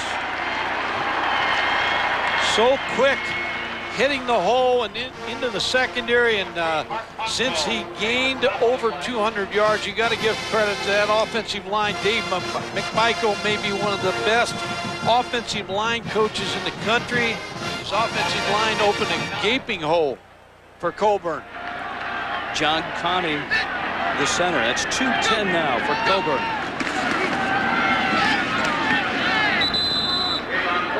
Talk about Connie, Matt Wilson, Wes Ars, Rick Gilliam, Tanner Russell, Anthony Becht. They have opened up many holes today. And don't forget the fullback, Anthony Green. Oh, without a doubt, he's made some big blocks to spring Avon Coburn. And even the wide receivers have done a nice job on the outside block. Everybody's blocked but Mark Bulger. He doesn't need to. No, he's got a broken hand. Ivy, the 23. Nice tackle by Ramon Walker, free safety. He's out of Akron Buchtel High School, and it's where Babe Flossie used to coach in the high school ranks, and his son took over there. He's a safety in high school, and a lot of teams looked at him, but they don't like to recruit safeties. They like to recruit corners that can cover and then move them to free safety. And West Virginia looked at Ramon Walker, but they were not recruiting safeties. They'll look at him again for the next 3 years. Jerry Porter to the 15. Speaking of looked at, I think Jerry Porter is a guy that, by this change from defense to offense, has put himself in a position to, I think, succeed in the NFL, because a big receiver right now, and he's 6'3", 215, is a premium in the National Football League. You're right, Rich, and he understands the passing game. He was a high school quarterback recruited out of high school, out of Coolidge High School in Washington, D.C., and he's been all around the block. He's a quarterback, then he was a safety, wide receiver, so he understands both sides of the ball. Dropped by Ivy. Mark Bulger's pass intended. What happened on the last play? Mark Bulger sees the cushion by Demetrius Rich, number 8, the freshman. So he makes a check off at the line of scrimmage. Fullback moves up so he's able to block anybody coming off the corners. Watch the fullback move up with the tailback. That's Coburn. So now he can block up inside if anybody comes, and there's the quick throw on the outside to Corey Ivy. Just couldn't handle it. Bulger. Becht. Short of the first down, and that will be the final play of the third quarter. For this West Virginia Mountaineer team, there may not be a postseason, but what a finish it has been so far to the regular season. The Mountaineers over their backyard rivals in a big way.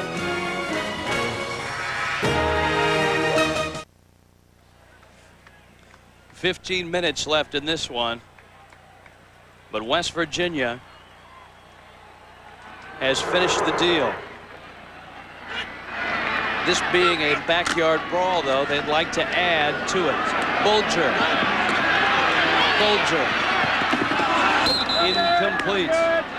Ivy, the intended receiver. He missed in the back of the end zone, Asageda. He was open just for a fraction of a second. Bulger hasn't missed much today. No. He has done very well. I think he's the guy that the NFL is going to look at very carefully. He's a big guy, 6'3". He's pretty mobile and throws it. Good. Jay Taylor adds 3 more.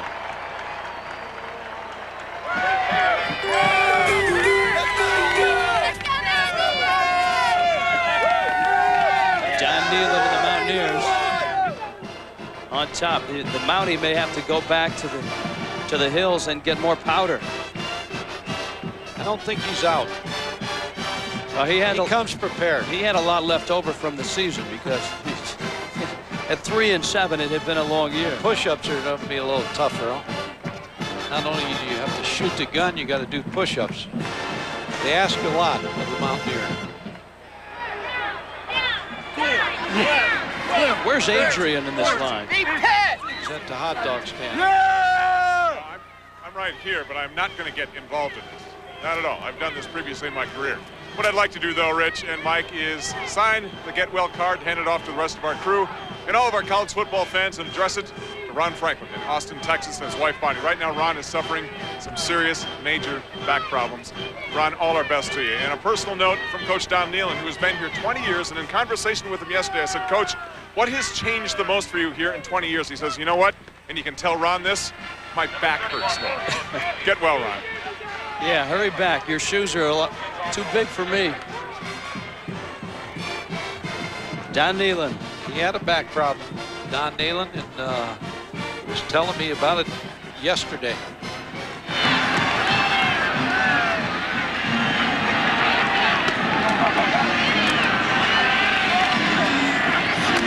Coaching to the 23. On Tuesday, college basketball's top 2 conferences, the ACC Big Ten Challenge on ESPN at 7 Eastern. Wisconsin and Wake Forest. Then number 15 and number 16, Duke and Illinois. Then on ESPN2, a half hour later at 7:30 Eastern, number 22, Maryland and Iowa. And then Dan Munson in Minnesota against Virginia. 4 more games on Wednesday. For more, log on to ESPN.com. Part of the Go Network, go.com.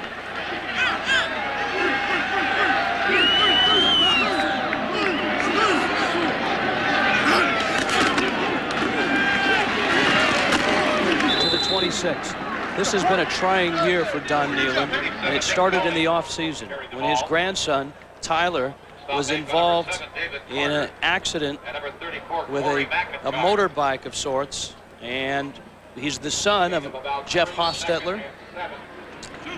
Jeff and Vicky, their son Tyler, 8 years of age. They thought he was paralyzed after the accident, but through rehab and the effort of that little 8-year-old, he is back on his feet and doing well. Nealon, and I had him for his first game against East Carolina, spoke very emotionally about the offseason and the perspective that that accident and his little grandson gave to this game of college football. Done a good job here.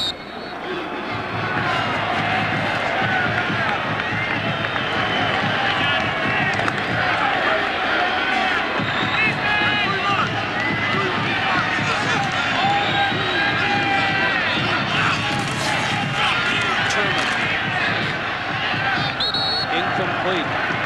Grimm was the intended receiver.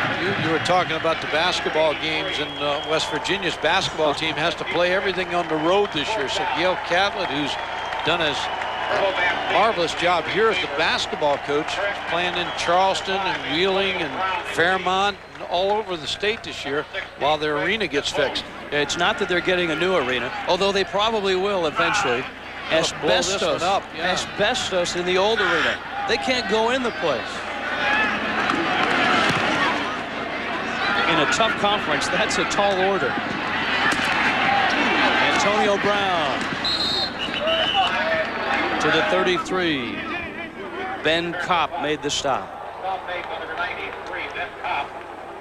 Flag on the play. Flag down.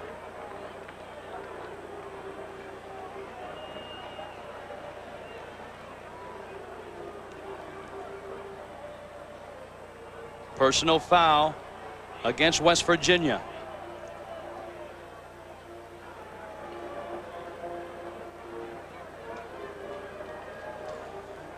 Speaking of bowl season, personal foul in Mobile, Alabama, they are about to have the inaugural Mobile, Alabama Bowl. And Mike Godfrey, you're involved in the execution and the, I guess, the startup on that game, and I was surprised to find that you weren't wearing an orange blazer and passing out brochures. No, don't do that. Like those other bowl guys. The mayor of Mobile, Mike Dow, wants a bowl game in Mobile, and there's one there this year, East Carolina versus TCU, and it'll be great. Fans are excited about it in Mobile.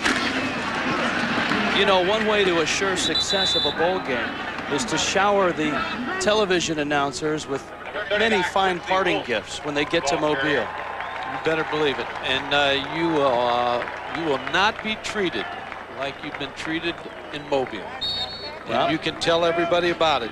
You and Rodney Gilmore and Don McPherson and the whole ESPN group. I'm anxious to see East Carolina. Art Bulger's leaving the field.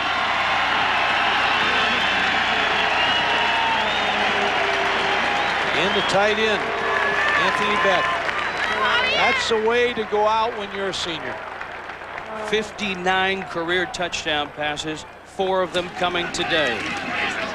Quincy Wilson on the carry to the 23-yard line. Let's head to the studios. Chris Fowler. Chris?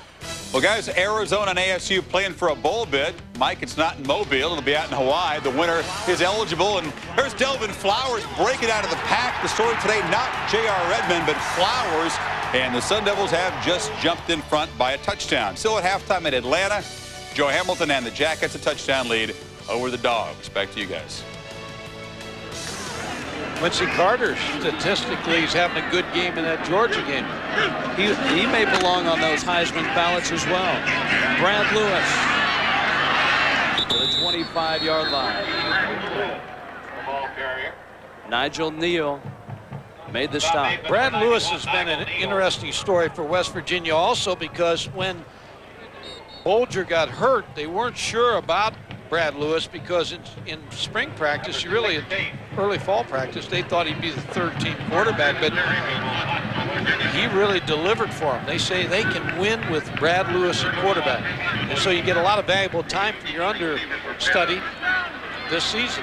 With the injuries, you're right. He led that comeback, that near comeback against Virginia Tech.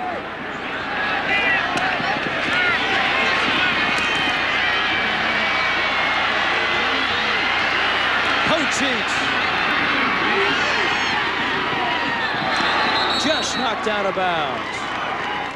Sensabaugh knocked him out. 69 yards on the return. Showed a lot of wheels there. Hank Poteet hit a nice seam up the middle. blocked very well by the Pitt Panthers. Now he just hits it, sets up the blockers. It finally gets tackled by Sensenball. Good effort by Sensenball. Saved the touchdown. This is the score right now, 52-14, same score last year, right? It's going to change here in a second, but Bulger had a big day in that one as well. He threw 6 touchdowns in that one.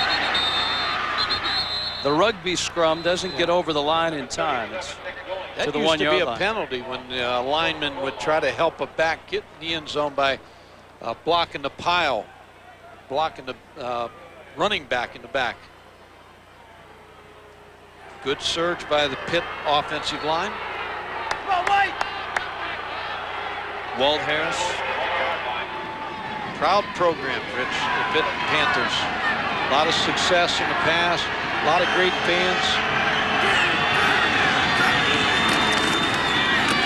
Going. Sensabaugh hit him and he's short of the end zone. As a former Pitt Panther head coach, what do you think about their move now to the new NFL stadium? Well, not so sure about that move. And because if you told Miami, Florida, that you'd build them a stadium on campus, they'd take it in a minute. I think a stadium on campus is what college football is all about. But they know their situation a lot better. Nick Goins. Goins. In. Touchdown, Pittsburgh. Brian Anderson, the freshman guard out of Philadelphia, led the way.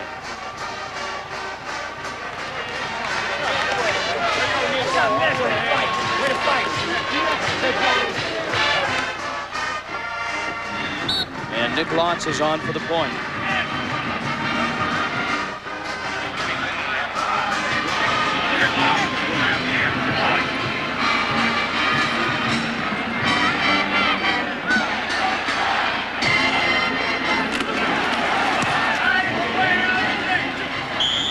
Which is good. Pittsburgh on the board again.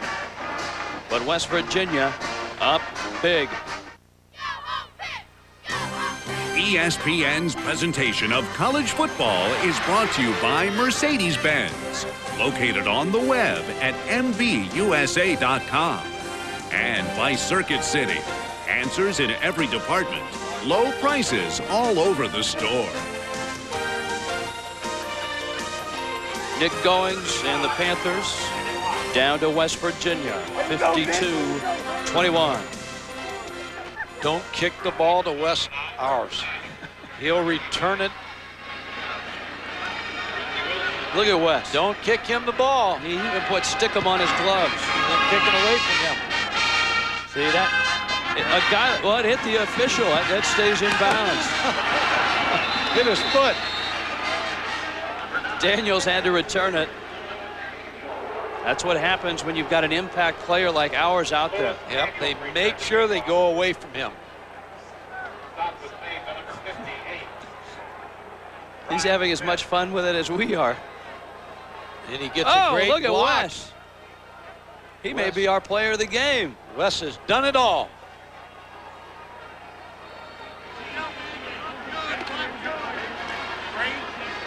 Junior out of Rawlings, Maryland. Shows a lot about this character of the team, though. They could have folded their 10th. They had to wait an extra week to play this game. They were here on Thanksgiving when the students were going home. Pittsburgh was playing for a bowl. This was their bowl game. Rigo. Number 39, Quincy Wilson. Scott McCurley made the stop. Rather, Wilson with the carry. And I'm not sure the coaches really knew what was going to happen in this ball game. They watched as the players gathered every day and no one around campus and all the other students going home for the holidays and nothing to play for, but they rallied today to get a great performance. And Walt Harris on the other side, he's on the right track. His team's played hard all year, and it's got to be disappointing for him because they had possibly had a bowl bid if they could have won this football game, but They're making strides.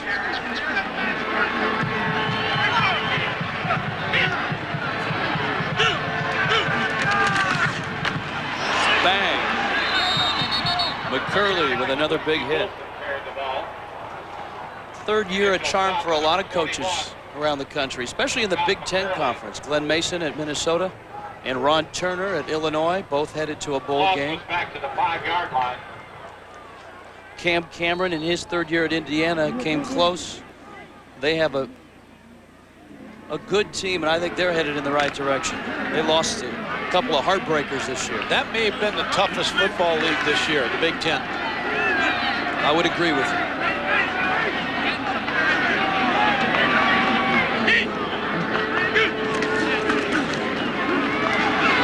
Lewis got it away. Sean Burton. Brad Lewis's pass. Complete to number 81. A nifty move by Lewis, just getting the ball out to his tight end, who was escape valve for him. Burton, 81, sets up the punt, gives him a punter a little more yardage. He'll be the man next year, Brad Lewis will. He'll be a junior. And he got a lot of good, valuable experience this year. Fazzolari just 2 punts today. OT may bring this one back too, like he did the last one. 69 yards his last return, though not for a touchdown.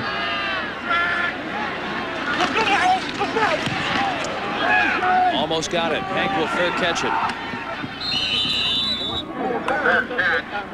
I'm sorry. 35 yards on the kick. Tonight on ESPN, Mountain West football, Wyoming and San Diego State. The Pokes are 7-3, and if Jay Stoner can get them a win tonight, they'll head to a bowl, and they'll get a share of the Mountain West Conference. ESPN, your home for bowl week. Do you know about Wyoming? Now, I know they're going to be bowl eligible, but they only have 2 bids out there between BYU, Wyoming, Colorado State, Utah, to the 38-yard line. and Air Force. And 5 teams. And I think it's not because of the level of play in the Mountain West. It's because they're brand new. They haven't had a chance to line up those invitations. Well, you look at this. Louisiana Tech 8-3, no place to go. And there's one bowl. Motor City Bowl's left out there. Utah. Georgia, really, SEC, unless they get 2 teams in the BCS, there may be 1 team, Ole Miss or Georgia, that doesn't go. Same thing with the Big 12, Texas Tech and Colorado. Turman. Down he goes. Does this loss by Pittsburgh put Syracuse in? Yeah, they're going to be in the Music City Bowl. The fourth spot. They'll play probably Kentucky. The Music City Bowl. Don Dalen is not used to being home around New Year's, but this year he will be.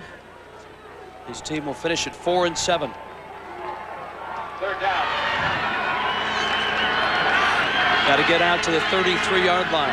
Indicated by ESPN 1st and 10, presented by AMD Athlon Processor. And that one is going nowhere near the ESPN 1st and 10. On the pitch option. Rich, you're right about the Mountain West, though. Once they grow and get some more bids out there, that's a league with a lot of good football teams. That conference, those 8 schools, knew they would pay the price by downsizing and going to 8 teams. They knew they would lose all of their bowl opportunities, but I kind of like that move. I think the Mountain West will allow itself and those schools to get bigger and better by going down to 8 teams. How about this, though? Carl Benson, credit him, the former commissioner and the commissioner of the WAC. They get 3 bids, the Mountain West gets 2. So the WAC doing all right for themselves. Touchdown City, a very happy place today. West Virginia, a big lead for true freshman Gerald Hayes. A long afternoon. Quincy Wilson.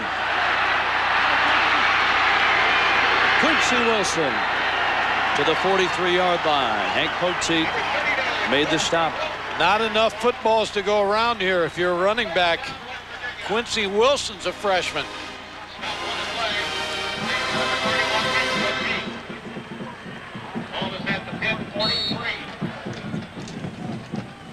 I'd say they're going to get over their 535 total offense last year's game.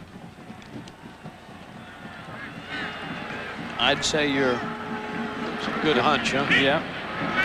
580 right now. I knew you'd be right. Add to it. A.J. Nastasi from Brad Lewis. A.J. Nastasi. His brother played at Penn State. He wore number 21, so he couldn't get 21 here, so he reversed it. He got 12.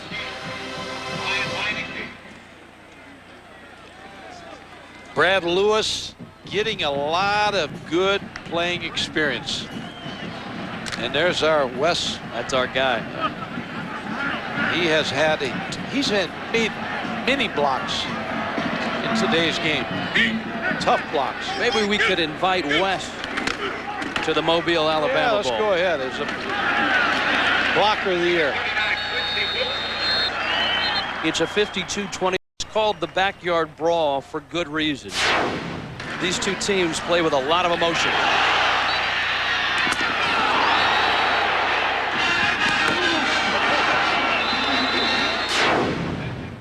Ooh. This is a long time rivalry. The 92nd meeting between Pittsburgh and West Virginia.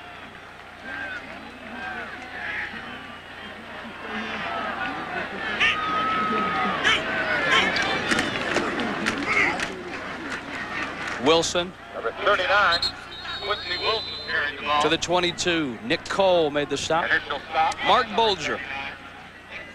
His career completion percentage, 61%. Third and about 3. 59 touchdowns, 34 interceptions. A school record 59 touchdowns. Never thought he'd start. He was just happy to make the team, and then suddenly found himself as the guy. Light bulb went on, and he knew that then once he saw the competition and he learned the offense that he could be a starter. Fumble. And Pittsburgh has it. 39, Quincy Wilson carrying the ball. Seth Hornack recovers the ball. A personal foul on Pittsburgh, I believe, and in the secondary. Recovering for the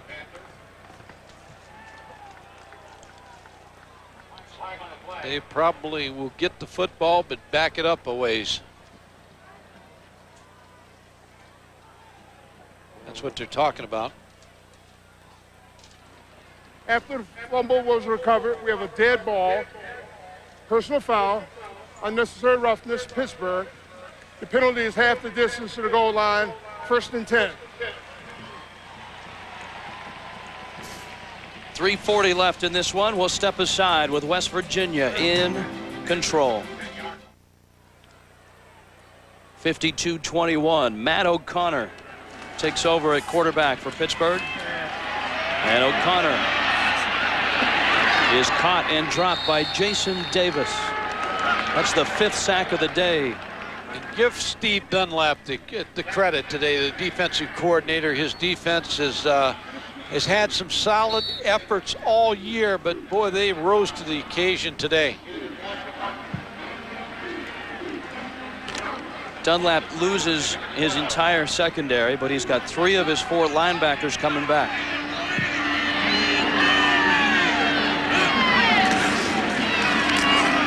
Draw play to Goings.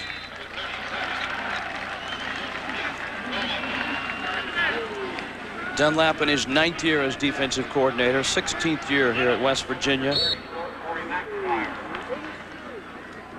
A lot of zone blitzes out of West Virginia today. It may have confused the Pitt quarterbacks.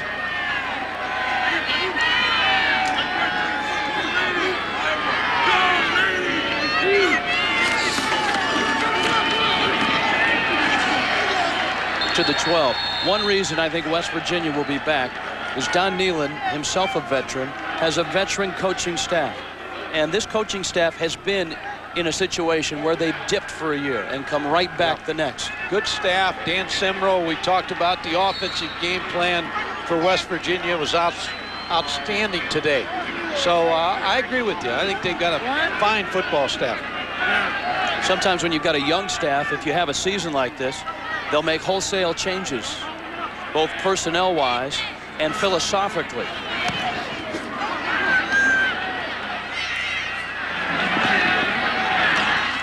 Antonio Brown to the 34. Tuesday and Wednesday, the first ever ACC Big Ten Challenge, all 9 games on ESPN, ESPN2 and ESPN Regional. You can log on to ESPN.com, play the ACC Big Ten Challenge, pick the 9 winners for a chance to win a trip to this season's ACC or Big Ten Conference tournaments.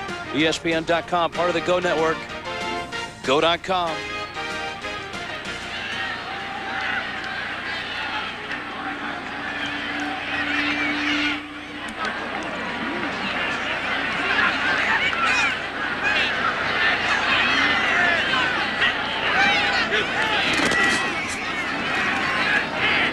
Mark Plants straight ahead. Our AXA Equitable players of the game. I can't believe Wes Hours isn't there. Well, he's ours. Okay. Nice. Latif Grimm, 7 catches, 100 yards for Pittsburgh.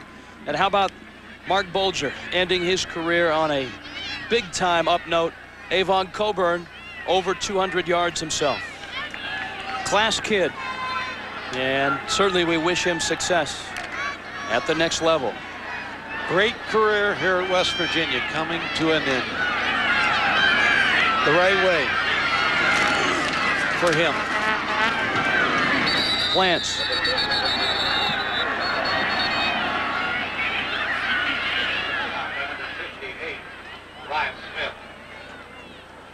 Again, we want to thank you for attending today's game. And a big win for Don Nehlen.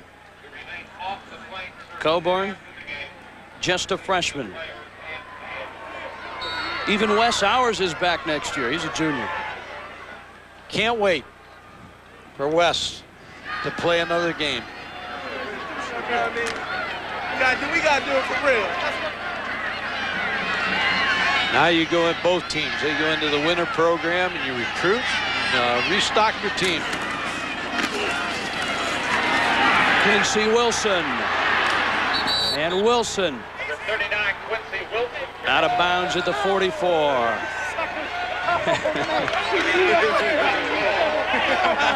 And Nehlen gets a little ice water.